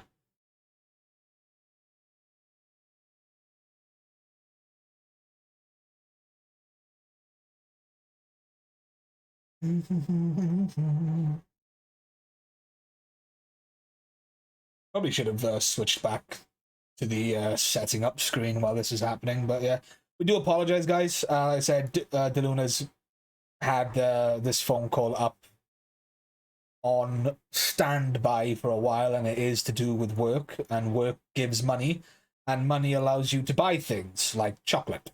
Everyone loves Or chocolate. dice. Or dice. He's fucking dice gremlin you.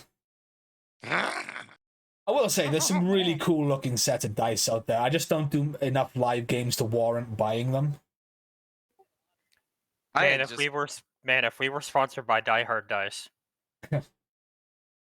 I had wound up buying all the Ranger sets. On the D4, the 3 on one side, the 3 and 4 have swapped places. That's weird. Yeah, they're gonna see about sending out replacement sets in the fall.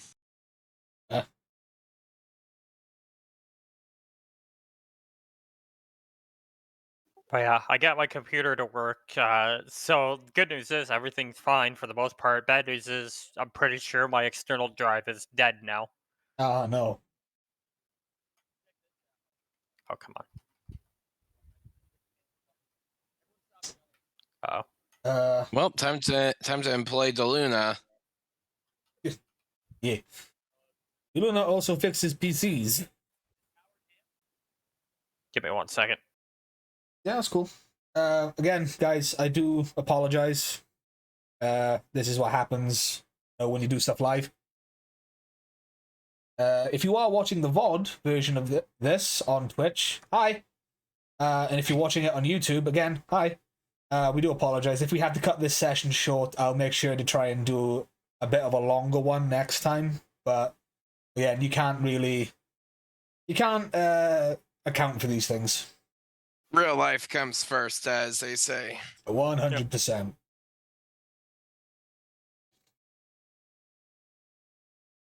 Yep. Deluna's almost Yeah, ready. Yeah, I see.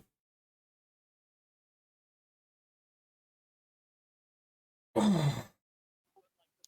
yeah, I'm almost certain that the drive is dead. So like I don't lose anything super important. I just basically lost like all of my like image stockpile as well as my so most of my D&D stuff, which is fine because all of that is on my phone anyways, so I'm not that Yeah. worried about it. But the memes. Memes are on the internet. You can get those for free. So Rosso, the system is called the Essence 20 system. It's a brand new system created by Renegade Studios in association with Hasbro, who own Power Rangers. It's a completely brand new, built from the ground up system that they have designed, and is what they're going to be using for their TTRPG games going forward. So their G.I. Joe one will use the Essence 20 system, and their Transformers one is going to, and their rumored My Little Pony one is going to as well, because it's not rumored, it is coming out. Oh, so Hasbro have greenlit. That's amazing. It's going to be a My Little Pony. I may or may not have to buy one of those books. So yeah, it's there. Let me bring up La Compendium.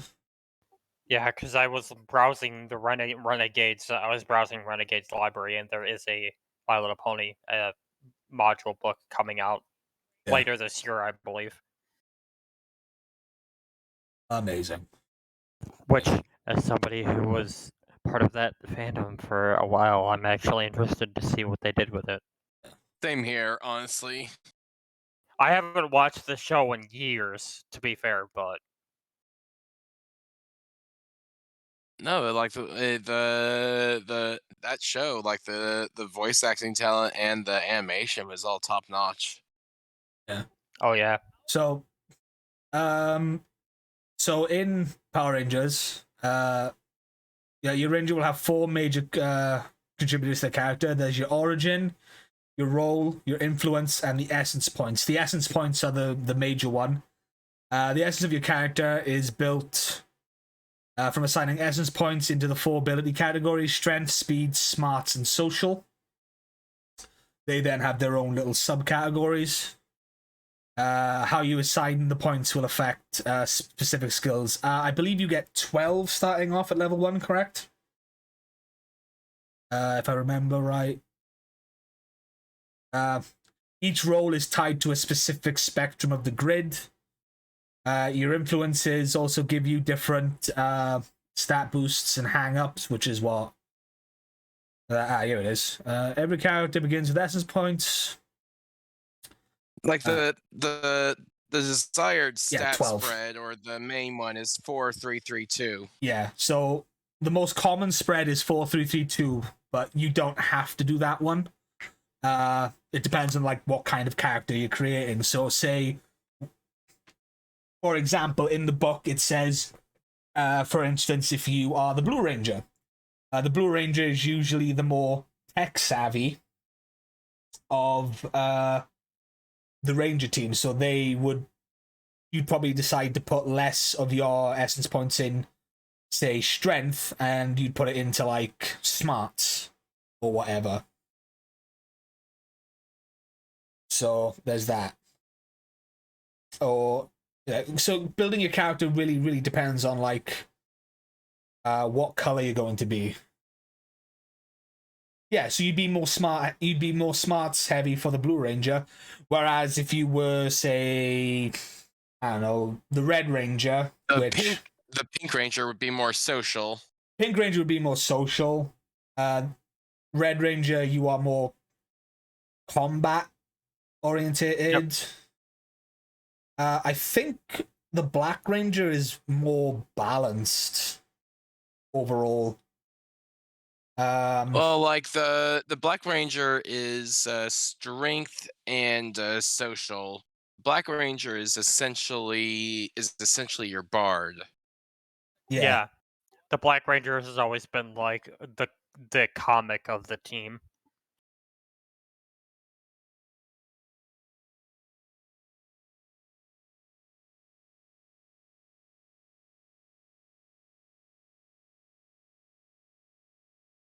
Yeah, the Black Ranger is like the comic relief, like that. Yeah, but again, they're also, you don't have to stick to that.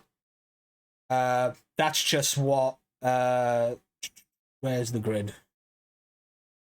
There's actually an option to take a feat and change your spectrum to the White Ranger. Well, yeah, well, not so much the White Ranger, but what they call the advanced spectrum. In the book, if you want to just play it as there, which I would, again, as everyone here is new, we are going by what's in the tables and what's not and whatnot. But yeah, each that's not that one. There it is, the Ranger spectrum. So as you can see here, it says it here. This is turned into an impromptu. This is what you get. Yeah, see, Blue, a clever technology expert with the strongest understanding of the morphing grid. Green, capable of working with a team, but excels at survival against all odds. Pink, an eagle-eyed sharpshooter, always aware of their surroundings. Red, a strong fighting spirit that leads from the front of any conflict. Yellow, fast and nimble, this warrior is good at exploiting the enemy's weaknesses. Black, a skilled warrior whose charm and personality helps form the bonds between their team. The advanced... the Ranger... I am back. Hey, there's always been a spectrum in the morphing grid. It's always been a spectrum. It's a color spectrum. Apologies for that. Like, that was a potential job offer, so...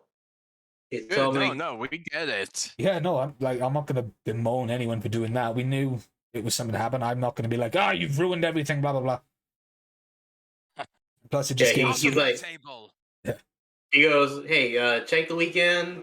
We'll convene on Tuesday afterwards, and you can go ahead and go from there." I'm like, okay.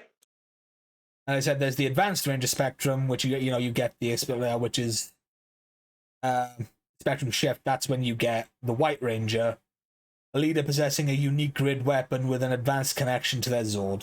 This is just how they've done everything to put powers and whatnot in perspective. But if everyone's good, we can continue. I'll go on a little bit longer tonight. Apologies again for that. Oh, it's like I fine. said, It's fine. What color was Sharpshooter? Pink. Pink. Although, I'm sure that you can make the argument that pink and white can be intertwined because some pink rangers were white rangers in some seasons. Mm-hmm. Yeah. Which is more like it's for me when it comes to choosing the character. It's like nah. It can be guideline. You could make a black ranger, but I would allow you to be like, if you want to be tech savvy, you can use the blue ranger table if you want. No, that's my table. No, yeah, I know, but like if you go like that, you can either stick to it or you can interpret like if I made a ranger, say if I made a green ranger, I wouldn't want it to be what it describes in the book. Because it basically describes the Green Ranger in this as the Mighty Morphin Green Ranger, in which, yes, he can work with the team, but he's like a standalone one. I would want him to be more like the Black Ranger, if you see what I mean. So he'd be green, like a secondary leader. Yeah. So he'd be green, but he would. I would use the Black Ranger table for his abilities and perks and whatnot. But for the purpose of this campaign, everyone is sticking to basic bog standard, and I would probably stick to basic bog standard in it. Obviously, I know Renegade Studios are going to make more modules and more books, and they're probably going to put... Probably going to release the Gold Ranger with the next module. I think he falls into the Black Ranger spectrum, because he's in like the artwork for it. But now I'm rambling. Okay. So if we're all ready, we're going to mosey on back in. That was about a 20-minute break. So if you didn't go to the toilet during that time, your fault. Okay, so Man, I can't wait for them to release the Brown Ranger DLC.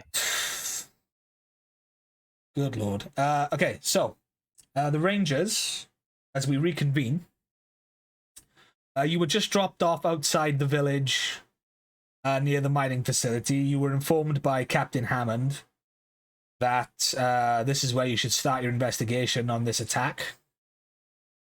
The transport has flown away and has left the three of you now on the outskirts of this village. You can see small parts of debris everywhere. Everyone give me an alertness check, please.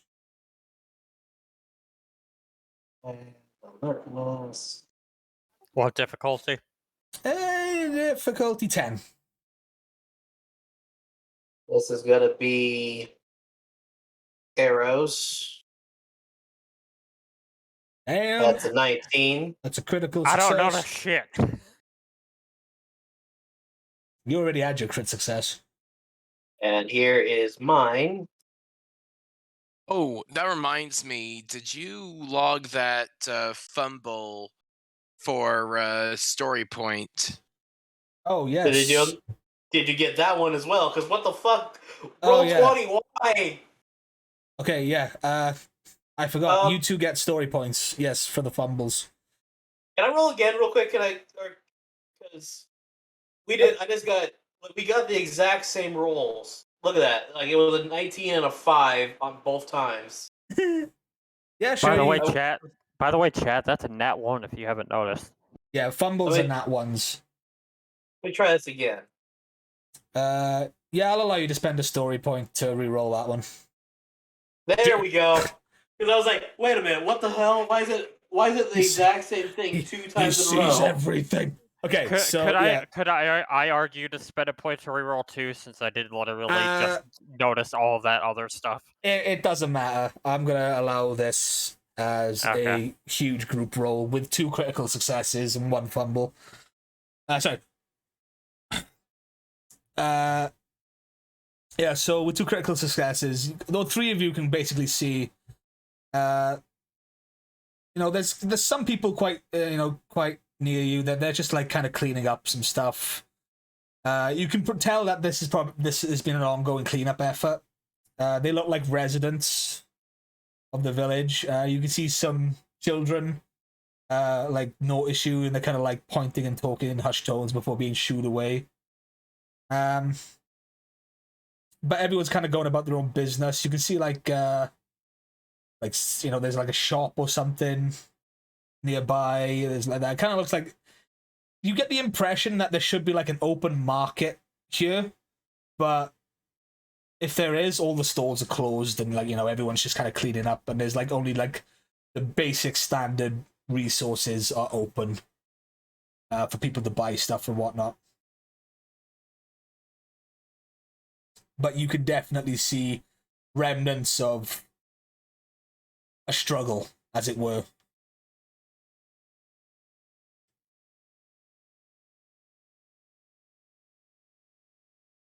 And this is just on the outskirts of the village, so what do you want to do? Probably start heading towards the center of it. Yeah. If that's what the 3 of you wish to do, as you make your way into the village, you can definitely start to see more of it.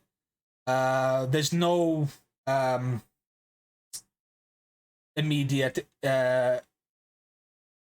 indication that any one specific building was hit. This looks like it was just completely wiped. Indiscriminately attacked buildings. You can see more damage the further the closer to the facility you get, the more damage you see. Again, there are people kind of like pointing and looking at you as if to say, who are these 3 guys? You do stand out a bit. Because you are not dressed in typical Cyberian fashion. I don't know what typical Cyberian fashion is, but it's it is whatever. One or 2 particular buildings look a little bit more damaged, and you can see like that probably looks like local the local enforcement area or buildings like barracks or whatever. They look particularly more damaged than others. You assume that's probably where security forces stayed, for those who like worked at the mining facility. And then you can also see like in the distance you see like I want to say like not containers, but they kind of look like pop up barracks, as it were, where you can see people that would like have like bunk beds and whatnot in there. The closer you get to the facility, and again, you're still drawing looks from people and even the security guards now. Is there one security guard that looks like he's more in control than all the others? Not out on the street. No, you would assume these are just like basic. I say bit like general. General private rank ones. Okay. If you wanted to find someone who was a little bit more higher rank, you'd have to probably like go into the building or maybe go to the facility itself. You're not quite sure. Yeah.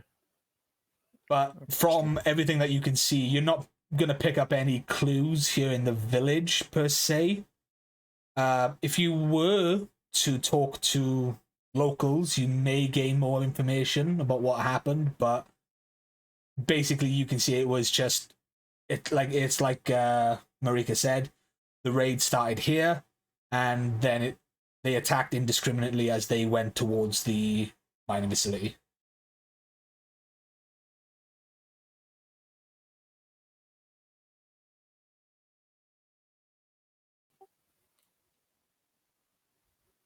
No. What do you guys think? Should we try to interview the locals, or should we just head straight to the mine? Here's the question: how much would the locals be willing to give up? Because we don't know how much they like what they were told to keep quiet and all that.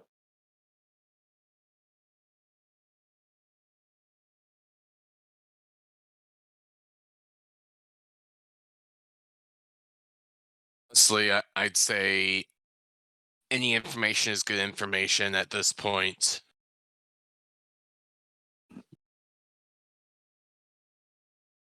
Might even give us an edge on our monster friend if he shows up again.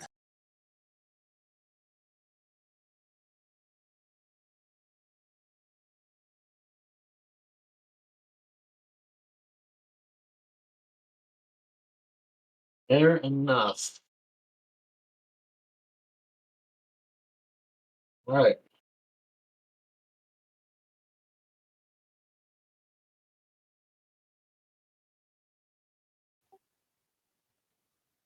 I'll go ahead and just walk up to one of like just the basic ass security guards. Yeah. Kind of like flash the badge, so to speak, and just say, we were sent here by the general to do more thorough investigating of the raid that happened. Anything you could tell us beyond the basic information? The guard just kind of like salutes you as you flash the badge. Doesn't he said he was sent by the general. They've been informed. They saw the transport coming over. He kind of just looks at you and just kind of like indicates around. Is like, what you see is what you get. The raid happened in broad daylight. We didn't even know. Oh, that voice is gonna crack my throat. Jesus. We didn't know what happened. I believe one of the captains could probably tell you more. They're currently over the facility trying to get things back on its feet. Some civilians were taken captive, mostly the men. Where was the origin point? He kind of points just a little bit further inward to the center of the city. Down in the main, not the city, the village. Down in the main bazaar. Security is pretty light there. We don't get much theft. We heard screams. And then we were face to face with these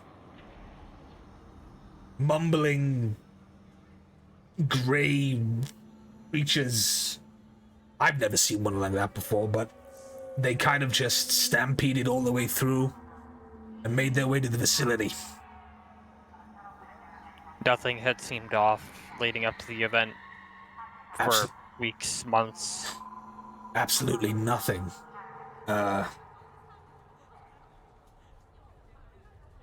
People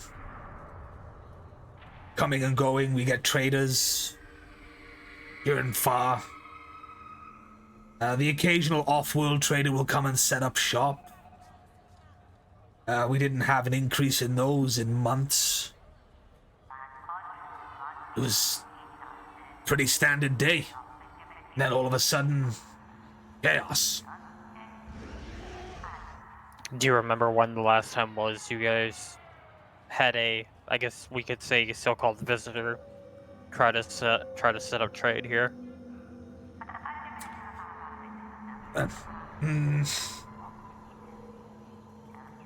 Not so much. Of course, transports come in daily for Zybria. Some people setting up shop permanently, some people staying, coming and going. You'd have to take a look at the travel logs, and frankly, I don't think that would help. Everything Not was at the moment, anyway. Everything was seemed above board, and then all of a sudden people started, like I said, they started crying at the top of their lungs about people shape-shifting monsters and everything else. I myself was taken out. I don't remember a whole lot. We were told they potentially took hostages. Was that anything that you noticed? Well, like I said, some men, mostly men, from the facility. Some women, were taken hostage, but some were unfortunately injured, and well, the others not. I'd rather not repeat. Did they take any minerals from the mine itself? I'm afraid that's above my pay grade, sir. Oh, ma'am. Sorry. Yeah. Well, looks like we have two options at this point. She'll give him a salute. Thank you for your time. He kind of salutes back and says, "No problem," and kind of just goes back to his. He goes back to like just patrolling and helping whenever he can. Yeah. She'll welcome to the rest of the group. Alright, we can go talk with the main commanders here, or we can head more towards the center of the village. Found out where the attack happened initially in the bazaar area. We could check that out. Did he say anything about like what happened, like right before it happened? Nothing. It was just. He said it was just calm. Had been calm. Nothing out of the ordinary for months, weeks. They get traders in every once in a while, but they have traffic daily. It'd be hard to pinpoint if there was a shapeshifter. It'd be hard to pinpoint exactly when they would have shown up if that was the case, unless we had more information. Which can I have Nova roll something to see if he remembers how it was for the few days before the attack at the satellite?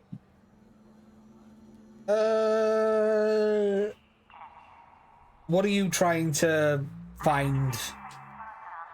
What are you trying to ascertain with this roll?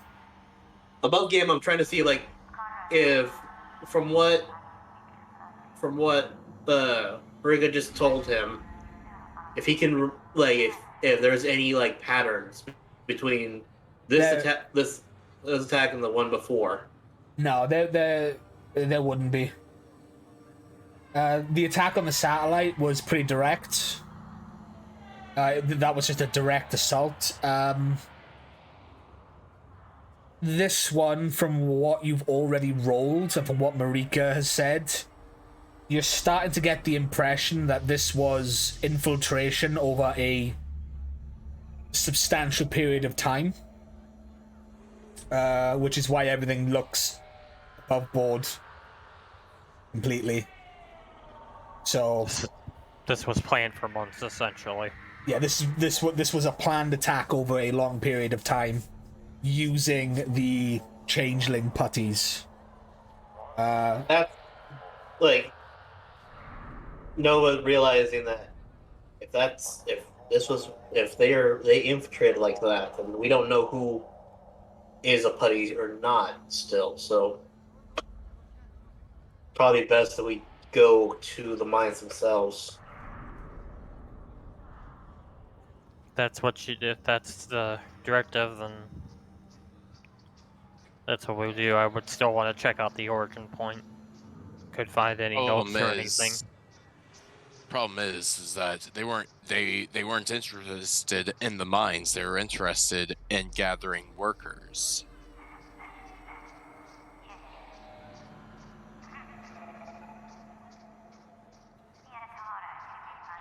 Something about this doesn't sit right. For multiple reasons, but the thing that I'm worried or that I'm wondering is, are they still here?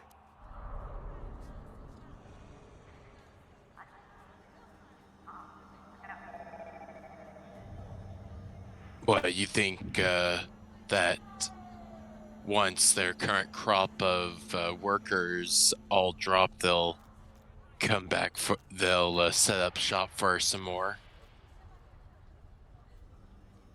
Thinking they haven't even left.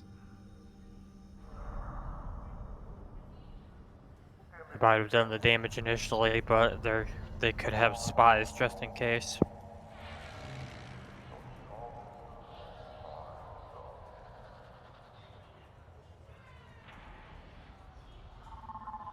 Like I said, if we check out the bazaar, we could maybe find out if there are any notes or anything left behind.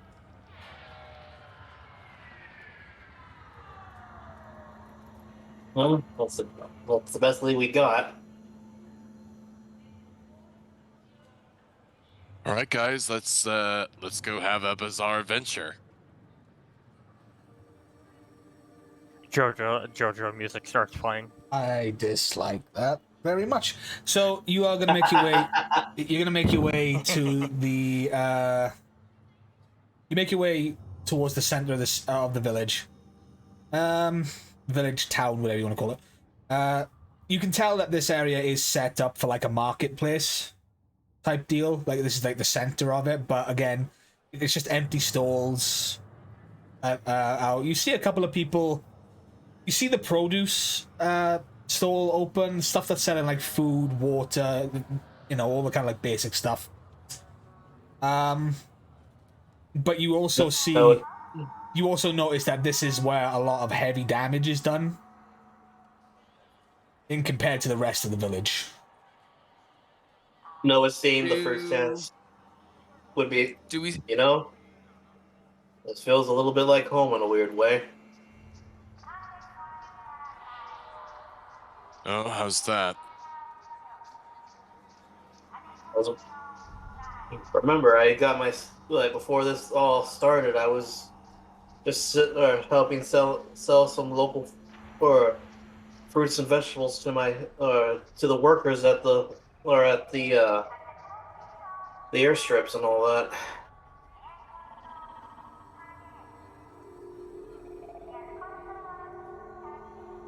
Selling fruits, playing music. I was never one for the technical life, even though apparently according to the scholars, I was actually really good for it.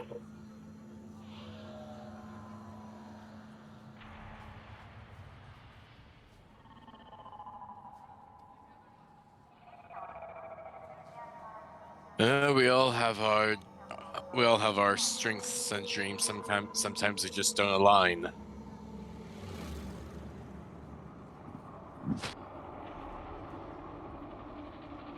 So Arrow is going to be on the lookout for any. Just look for any, as suspicious as it sounds, any children that are by themselves, looking unsure or especially sad. There's none.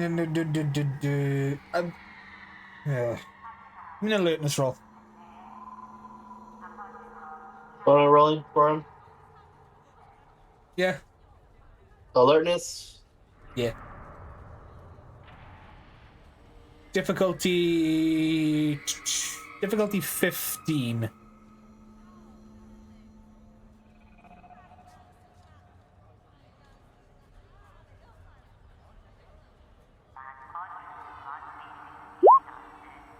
That's a fail. 13. Failure. You can't see any. There's no children. You get the impression that that if there were any children, they would definitely not be allowed to go near this area, at least for the time being. What with paranoia and everything else that's happened so far, they would be safely inside with their families. Yeah, I was looking for orphans, particularly. Yeah, there would be no. If there was, they would be in one of the inner cities. That would be like that, and you also get the impression that on Zybria they wouldn't leave people homeless. It kind of like, aside from where you are, the planet and the cities itself, it kind of looks like a utopia. Above game, petties aside, this sounds like a like how Ivan would operate. Who? Oozed. Oh, Ivan Ooze. Not an unfair or reaction or comparison. I mean, Yeah. Again, no, above game. Putty infiltrators is a thing that's happened in the comics, so that's what I've based a lot of this off for this part of the campaign. But I will say no more. What Well, else? above game in my game. above game for me, I was like, this seems like that one again, like that one episode of In Space where where that one kid kept seeing like the fake, the quote unquote fake enemies from from the In Space holodeck Yeah. that escape. Yeah. Yeah. So, no, you don't see any children around the bazaar. You do see, you know, again, like this for the stalls that are open, you see their owners. They're just trying to go about business as usual. There's some people chatting and whatnot, just doing shopping. If not for the damages, you'd assume that everything is just going like on its day-to-day activities.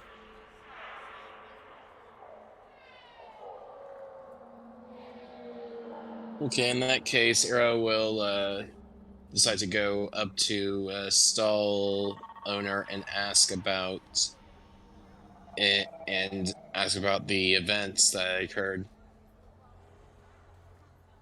The stall owner kind of looks at you and is kind of like, I don't know why anyone would want to know. Are you with the security force, or? It's kind of an elderly-looking gentleman. We're part of a special protocol meant to deal with these situations. Anything you could tell us, even anything insignificant, could help us out a lot. Oh, well, it's about time so they sent someone over. Everything happens so fast. Security guards over here not doing their job, and I had to close up shop, you know. It was terrible. Awful. These creatures, they just appeared here in the bazaar. Everyone started screaming their heads off. I didn't know what to do with myself. Saw them making their way towards the facility. There's over there, the bloody noisy facility that it is. No, they're hearing that. Is this facility normally active, or is it just been recently used? Oh, well, of course it's active, boy. This is a mining town, of course. I used to work there myself when I was younger.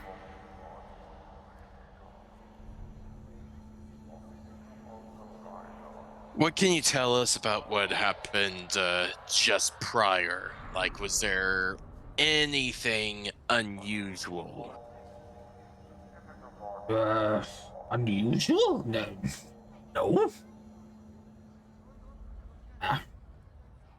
I think the most unusual was some of the other stalls were lowering their prices. I wouldn't catch me doing that. The man's got to make a living, you know. But nothing out of the ordinary. Is that something that happens often around here, or is that more unheard of that somebody would just lower their price out of nowhere?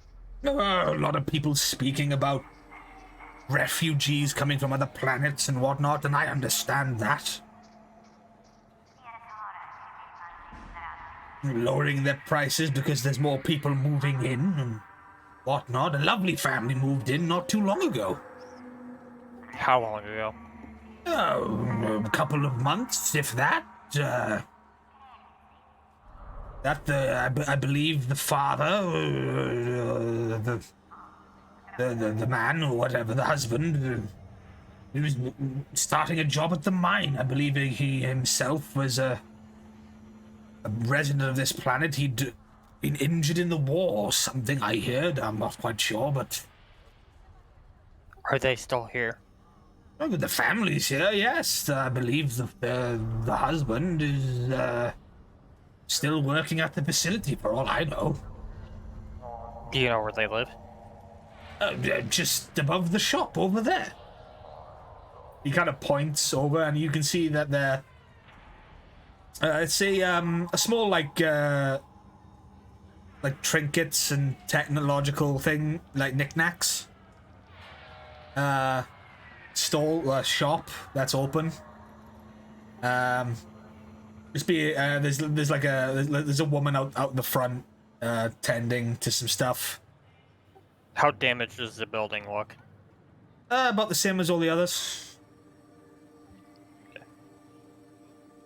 Do you guys find it odd that someone who supposedly received was injured in a war would then elect to do labor heavy work like mine work? I suppose it depends on the injury, but doesn't help Would- if we would help if we went over there and talked. Yeah, I was gonna say, do what you can to survive. Really, maybe the injury was not as bad as this gentleman's making it out, but talking to this woman might be a good idea.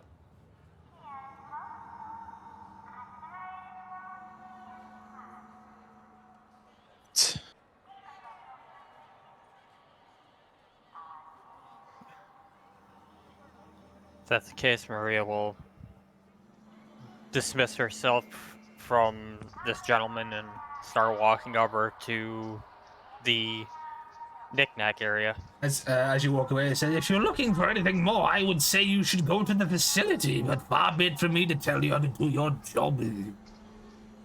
He goes back to No, we appreciate the input. Thank you very much, sir.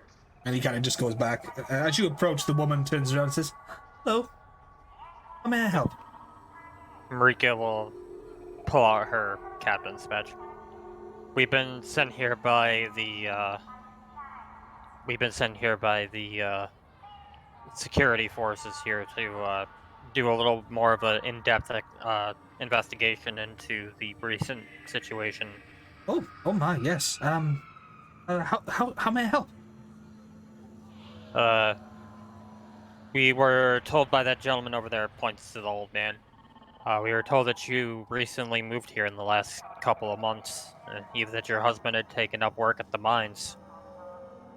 She kind of side eyes you, like narrows her eyes, like, "I'm sorry, but am I being interrogated right now?"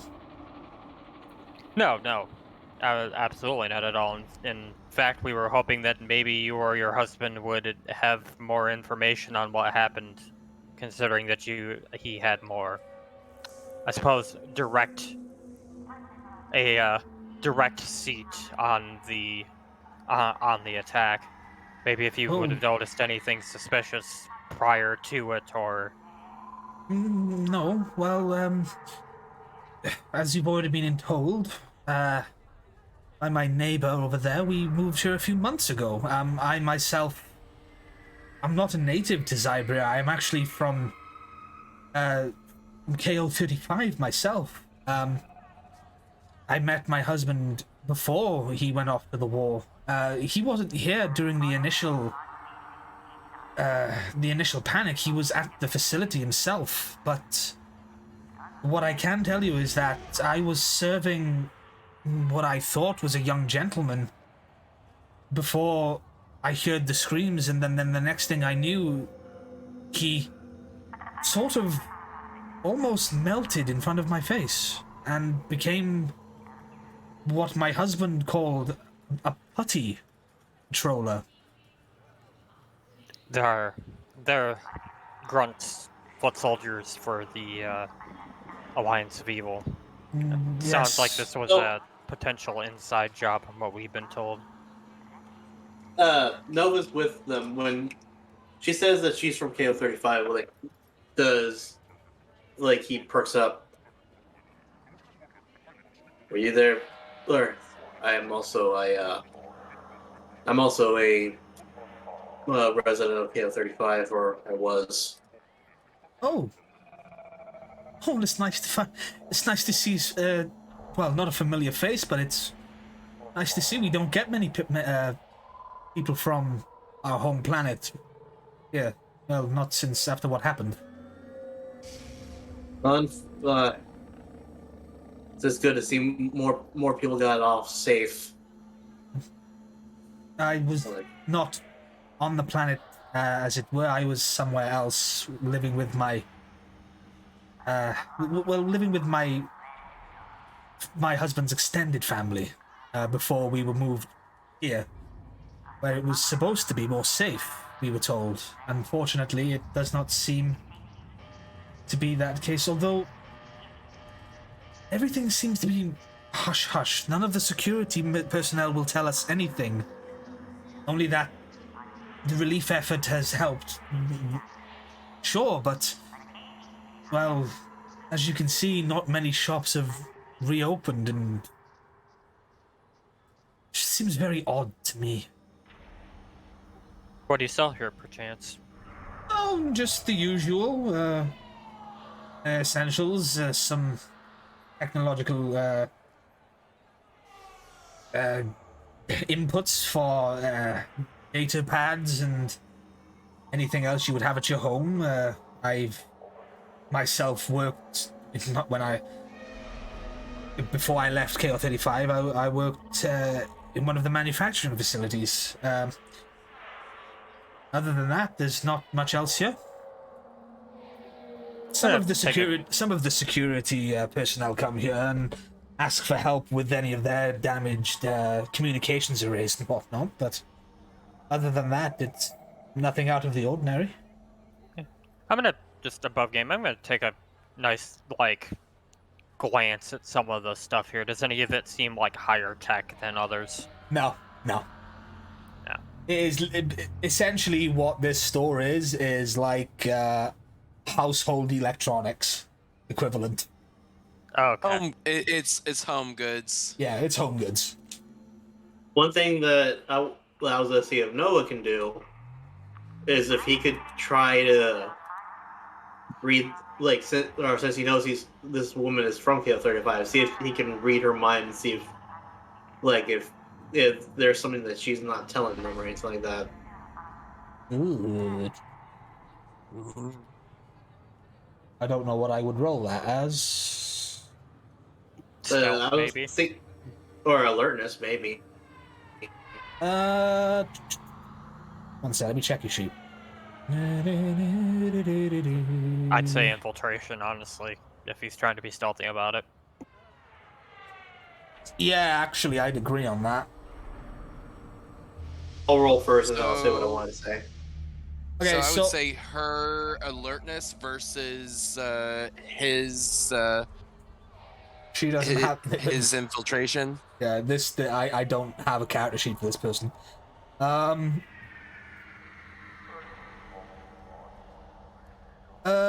going to say give me a flat.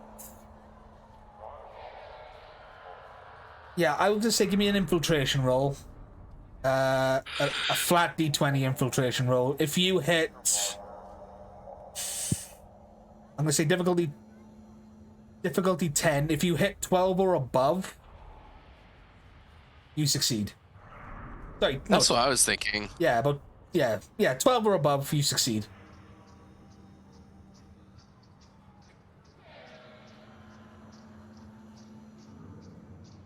Should have found a different soundtrack for this, but Did it roll or? Oh yeah, there's 14. Yeah, 14. Yeah, okay. So you do so. She kind of her head kind of snaps at you, Nova, and she looks a bit irritated now. She's like, if you wanted, excuse me, Forgive me. And, she hears this, none of the other ones do, or none of the other, and no one else hears it. Forgive me, I just wanted to pass this along secretly. Kind of lifts up her or his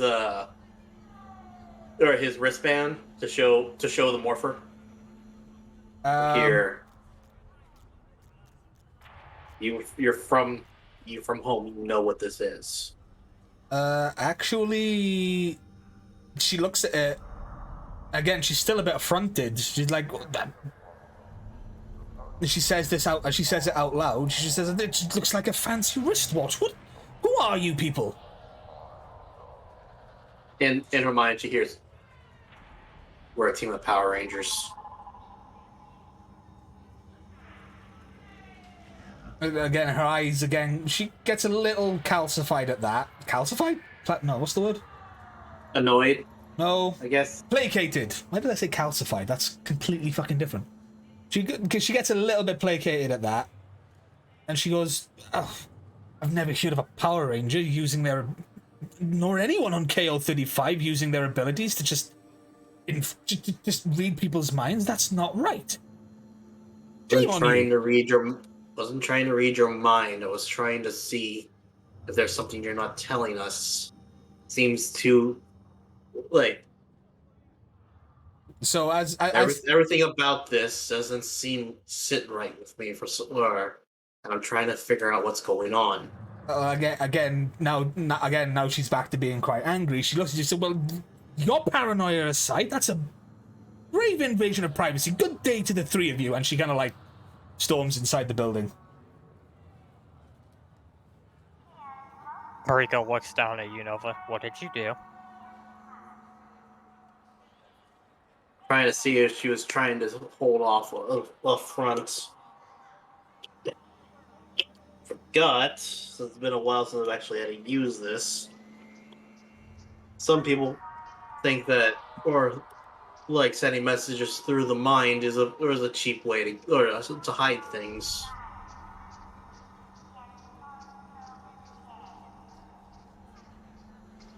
Mariko decides. Next time, at least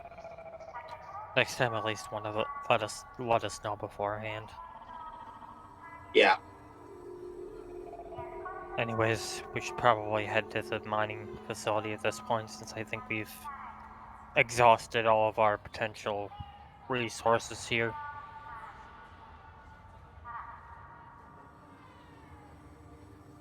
So again, above game, I will just reiterate, the only reason that character acted that way was because she herself is from KO35. I will also say that even though that role was a success, again, depending on the character you use that ability on, will garner different results. But yeah, so Yeah, like didn't go the way I planned it, but also kind of went exactly the way I thought it was going to go. yeah. So my bad to everyone else.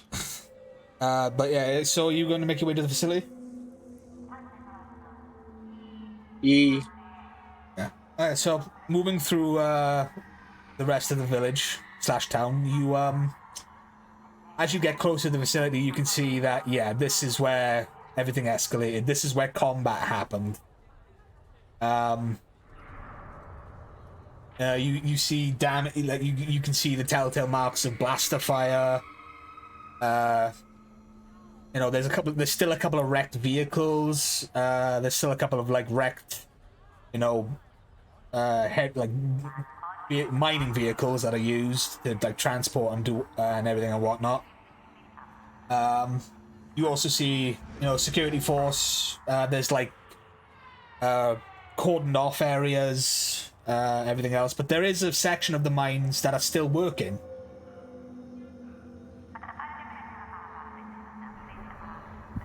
Well,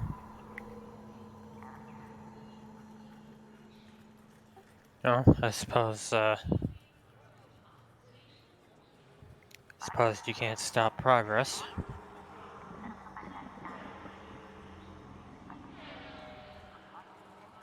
As the three of you approach, someone yells, "You there! This area is off limits to civilians." Flash my badge.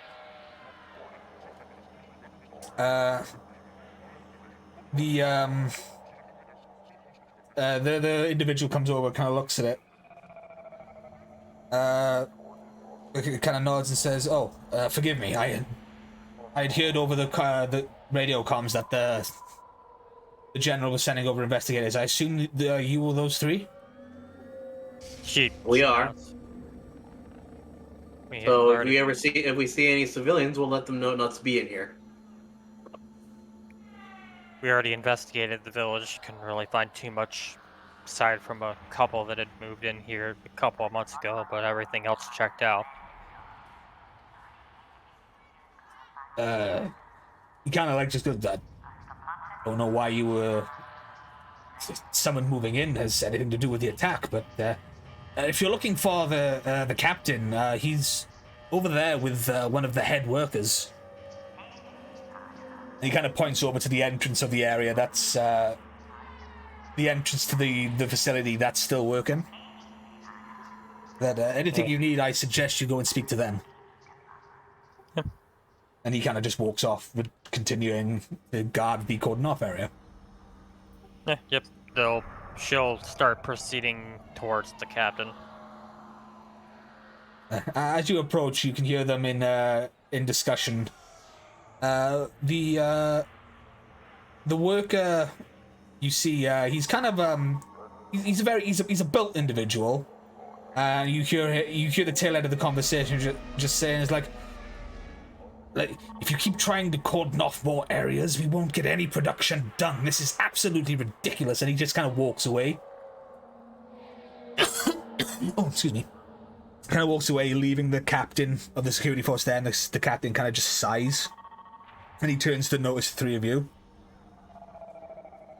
And he goes, "I take it you're the investigators that the general sent over?" And he said he said investigators with air quotes, as it were. Yes. Do you have a more, I suppose, private section we could talk? Yeah, there's nothing private around here. Just follow me. And he kind of takes you inside the building, and then you start walking towards more cordon off areas or whatnot. Yeah.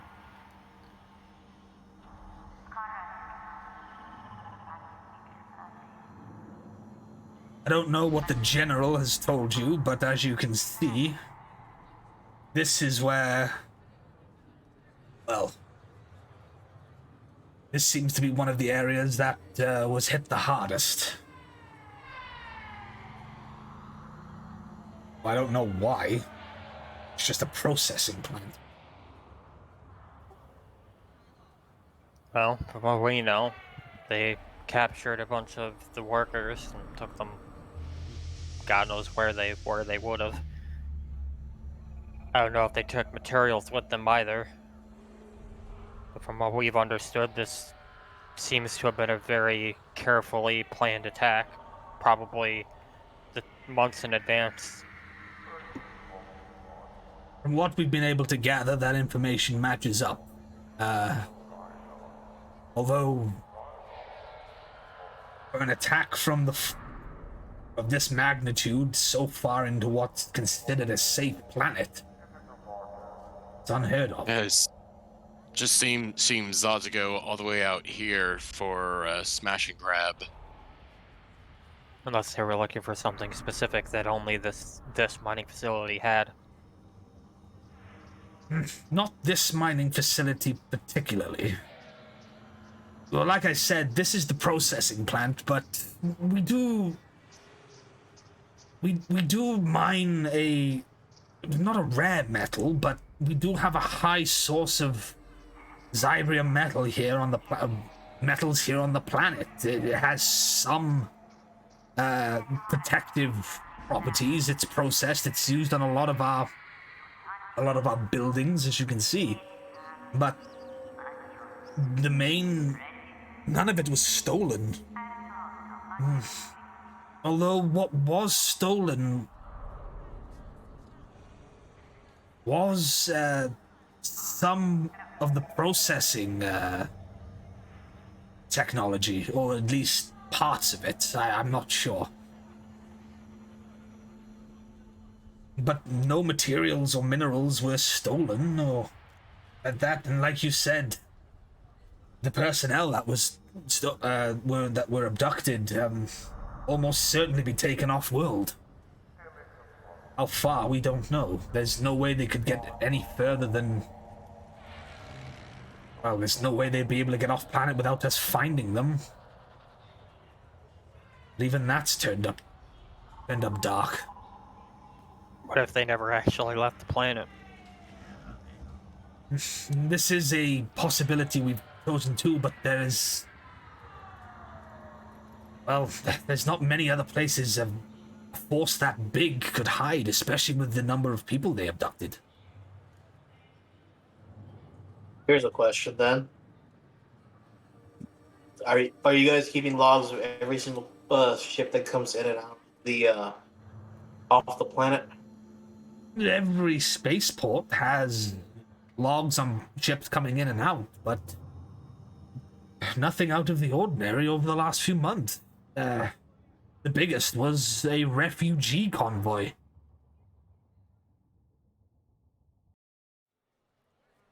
But refugee convoys come in and off the planet, of many planets these days.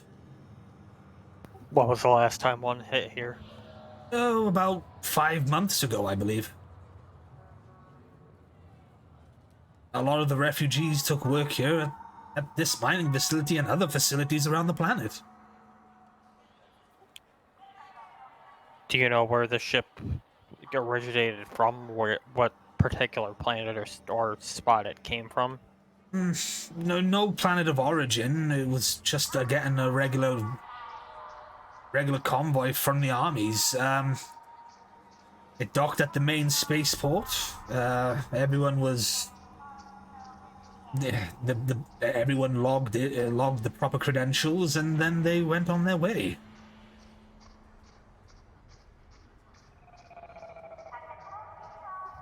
Does that sound fishy to anyone else? Looks at the other two. This whole thing is sounding fishy the more I've heard. So Wait, are you...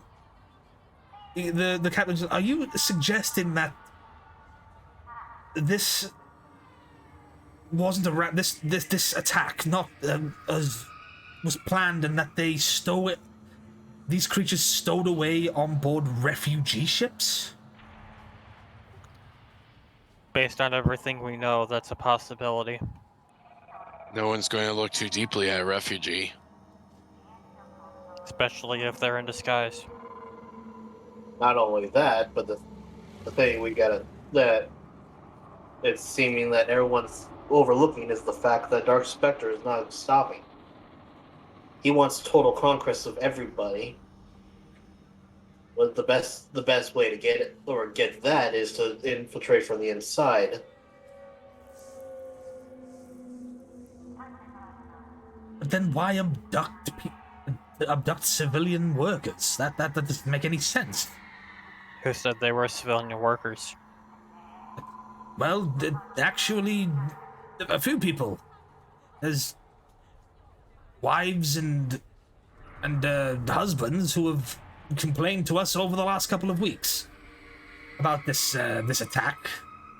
I can 100% assure you that they are civilian workers. Even the higher up research and development personnel that was stationed here.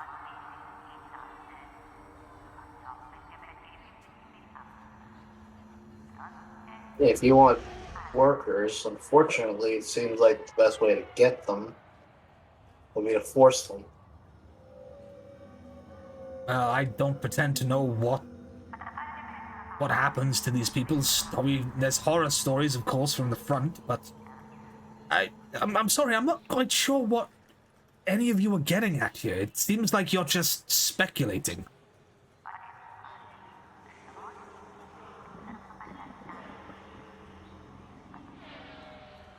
Trying to figure out what's going on. Speculation's the only thing we can go off of, so apologies if it sounds far-fetched, but we only are working with what we have. Well, like I said, There were abductions, and they stole some processing technology. That was about it. Everything else was just random destruction.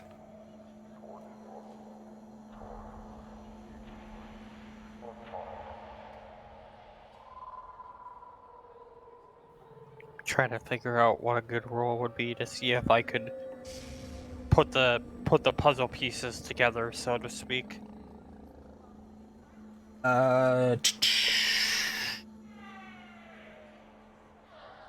Yep, no, bro. I want to say Would be culture, under- either culture or streetwise. Yeah, that falls under Me. social. I would say survival.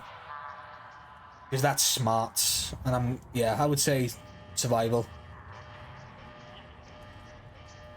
Alright. I'm gonna try to big brain this. So what's the difficulty? With all the information you've been told. Yeah, I'm gonna have to say this is a 20. Because you haven't been doing great on the old compiling information type stuff.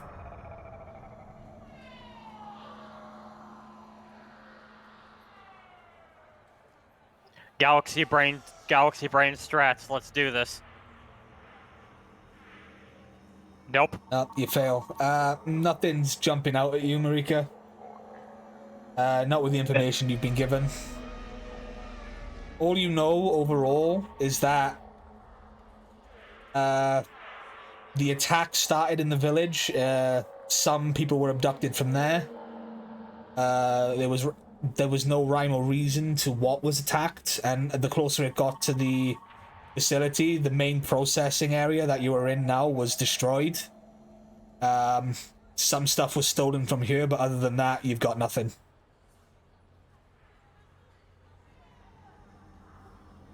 I really feel like we're missing something, but I can't figure out what it is. Same. Same.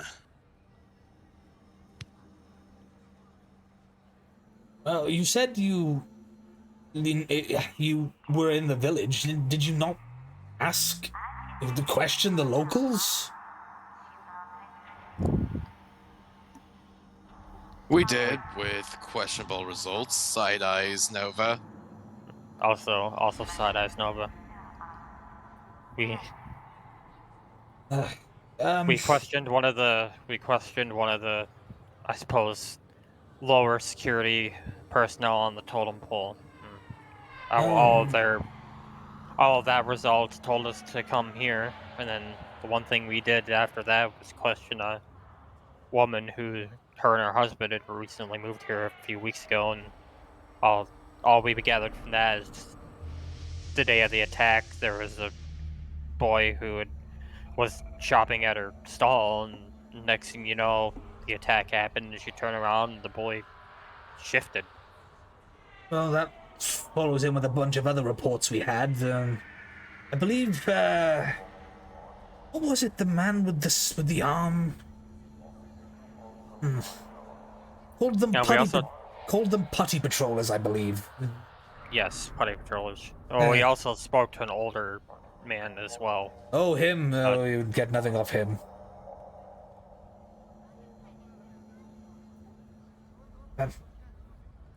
Well, this is all we've got. Everything else was destroyed and people were abducted. The processing technology was taken, and like I said, the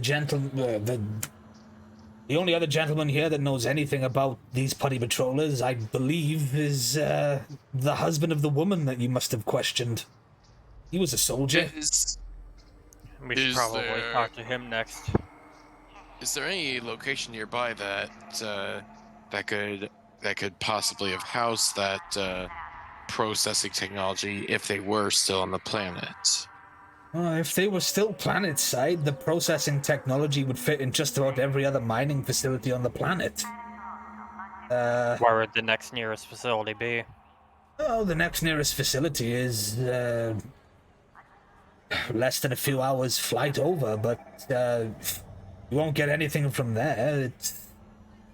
just the same as this facility, except not destroyed.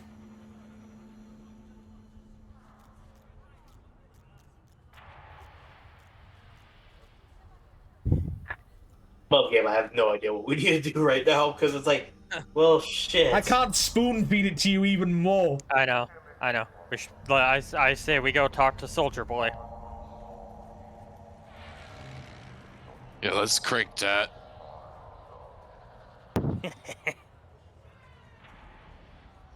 The captain We go. says, We go try to find this guy. I can show you where he is, and he kind of leads you over to again another section of the mining facility where you can see stuff being offloaded. You would just from the look of the where you are, you would assume this is where whatever gets dug up.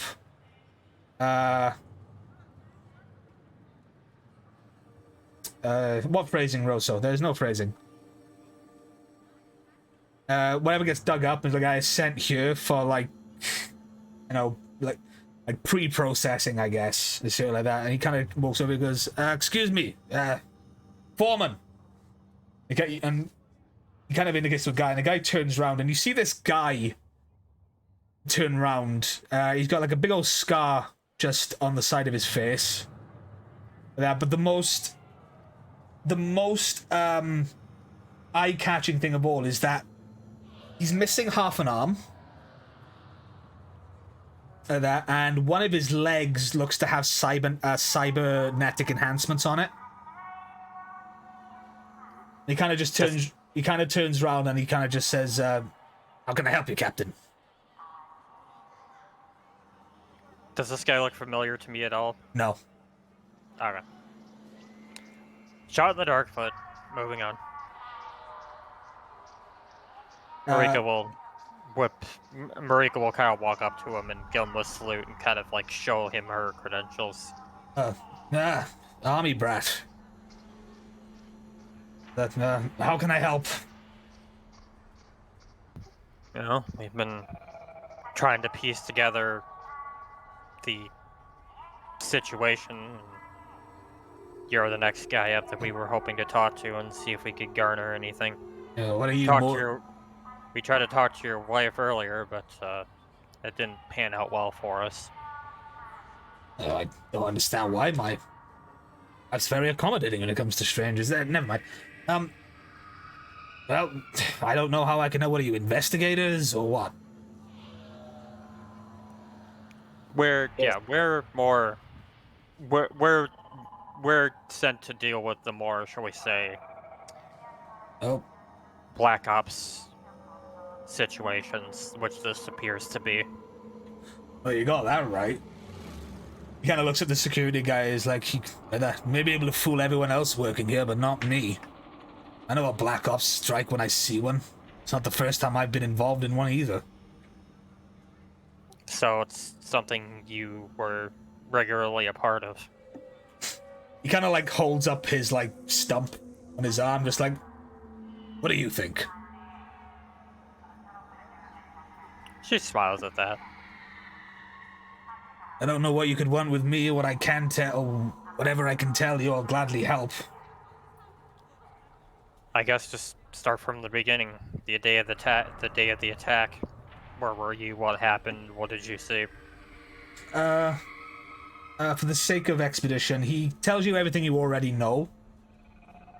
But then he says that after the attack came to the front of the facility, I myself did what I could. You know, bandages notwithstanding. Like I said, it's not the first time I've been in a battle, and I had information for the security guards that they could use. It just was strange that the putties were attacking indiscriminately over on one side of the facility, and however, something did happen on the other side. I've never seen them before, but there was talk of black avian-like creatures, along with something else. What I can only consume was the commander of this. I've told as much to the security team, but there's been no footage or anything else, and Again, going on hearsay is liable to get a soldier killed. I think I've heard of those. Pengu? Tengu. Or something like that. And the Tengu warriors, yes. Personally, I've never come across them in the field. Or never did, anyway. But, they attacked as well. Oh god, these voices are gonna make me lose my voice. Jesus. They attacked, as well as whatever was commanding these forces. That's all I know. If I had to guess, the abduction of the R&D and the other miners, regular MO, slave labor, grunt work. The stealing of the processing equipment, that's what interests me the most. Call it an old soldier's habit, but if they've taken processing equipment, especially from a facility from here on planet Zybria, especially when, like, this is not a like, you get the sense this is like a humble brag, especially one of our civilization's scientific technology. They've obviously needed to process something they themselves have found. Although with the security checks getting on and off the planet, I say they wouldn't have been able to get much further than any one of the moons. That's just a soldier's take. Here's a question. What would be on the moons that would be so interesting for them? More mining plants, with some of the more rarer metals. Although some of those are abandoned. Bingo. They are. That's actually what I was going to ask. Like, is there any place that, or that the Zorians would not think about looking? The captain of the security force kind of puts it like he's in deep thought. He's just like, well, those some of those facilities were deemed condemned. In fact, I'm pretty sure one of the moons we stopped mining.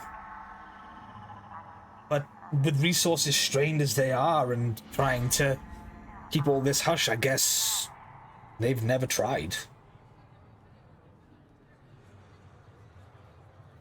That might be our target then. Bazinga. Was there a specific reason why it was condemned? That environmental, that old hubbub, unstable working conditions more or anything, just became unsafe to mine. Something that. But it is large enough, I would assume, if you could get there without being noticed, it would be large enough to house several hundred prisoners. Think about this. Normal people would say no to going to a condemned place. That is exactly where someone evil would probably try to make their homestead. That's where we're gonna head next, I guess. Should probably check in with the professor and let him know what we found out, but I think we have our destination. Probably ask for backup from the local security. I don't know how much backup they can give us. We might be going in on our own. That is what our specialty is, though, isn't it? I was gonna say, like, a more stealthy approach might be good. Which moon is it? I believe the third moon, I believe. I'm gonna double check. But if you check back with command, the general, the general defense, I guess you'd get more information than being here. I think we are going to do that. Thank you for your time. Good luck.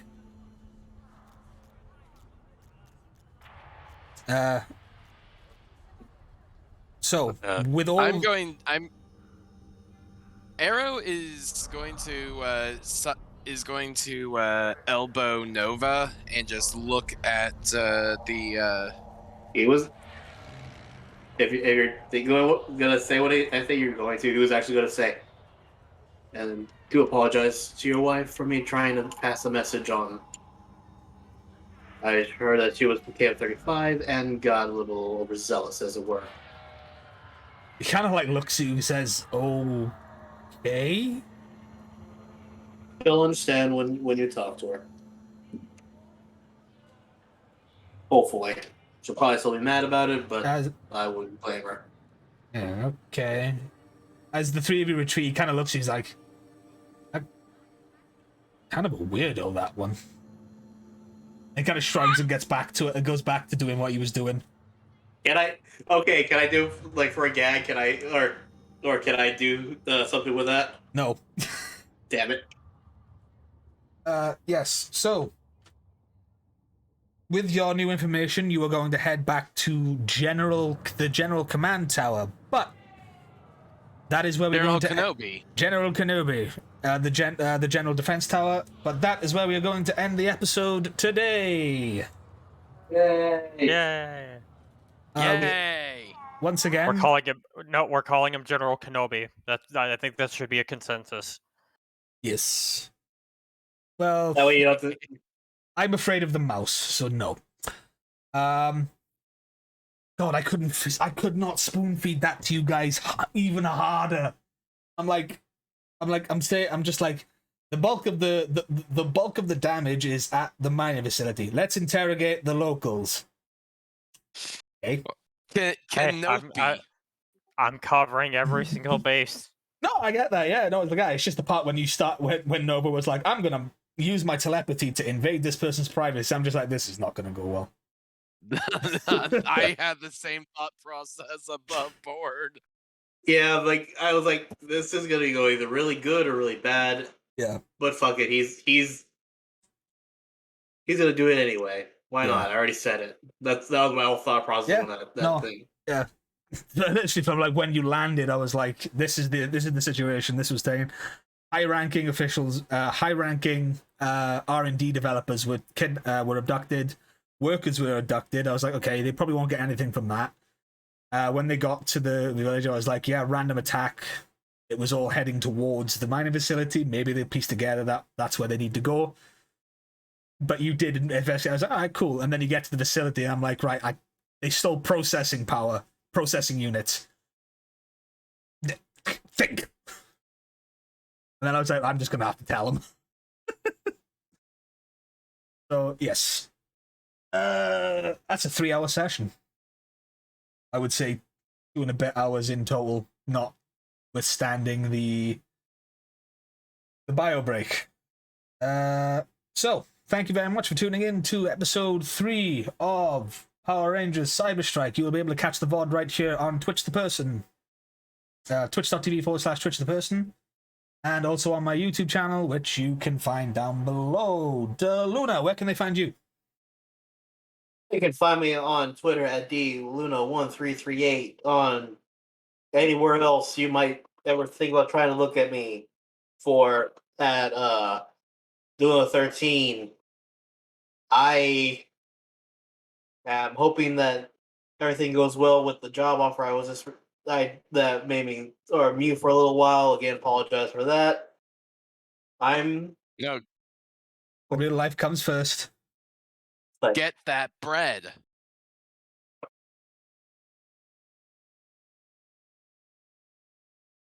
Oh, is Dylan cut out? No, like I was okay. No, that's it. I'm like, that's really the main thing. Yeah. Okay. Cryptic, where can they find you? You fucking gremlin. You can find me at twitch.tv/cryptic_cygen, where Saturdays we host World Domination Wrestling, which hopefully we should get back into next week, if not the week following. And Tuesdays, I sometimes commentate on YEW, our sister show on twitch.tv/Curious Lily.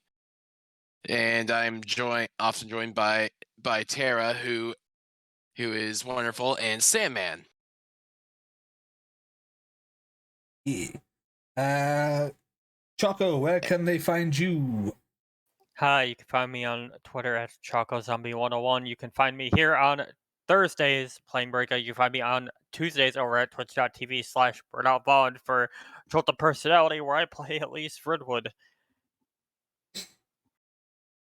Absolutely fantastic. In regards to the wrestling stuff on this channel, I will have an update for everyone tomorrow when I do a creation stream. So if you're into an NPW, which is my wrestling show that I run, or ran, until 2K22 came out and other health issues got on top of me, which is still on top of me. You want any more information on that? Tune in tomorrow around about 6:30, 7 o'clock. I will be doing a creation session there to get everything set up, because I am too almost ready to restart the show. Finally. Huzzah! Huzzah, yes. It's 2K. He wasn't here today. Yeah. Yeah. Hey, 2K, if you're listening, can you put in a feature to make it so we can easily transfer characters between games? Okay, thanks. Yeah, that'd be cool, actually. But yeah, thank you once again. Now I only have one person on my list that I can raid, and it's going to be Spoiled Chestnut. Cosgook. Yeah, I got Cosgook. Oh yeah, I got Cosgook as well. I didn't notice that. Thank you. I've got Art Jack. Yeah, he's got 18 viewers though. Let's raid Cause. Yeah, they're doing D&D, right? Yeah. Let's raid into Cause. May the power protect you. May the power protect you. Yes. Oh wait, before we go, like anybody listen or watching, what should our title be? Like we should start asking that. Well, I already put it down as Power Rangers Cyber Strike Ep3, a new quarry, but we didn't get that far. So Haha. So we're gonna have next week's episode is going to be a new quarry part 2. But yeah, general disturbances. Yeah, it can be general disturbances. I'll think of something. Raid Cosgook. The raid message is, may the power protect you. And of course, stay safe. And you got too close to the mine. Stay safe, stay well, and we will see you all next time. Peace out. Yep. Bye, everybody. Good boy.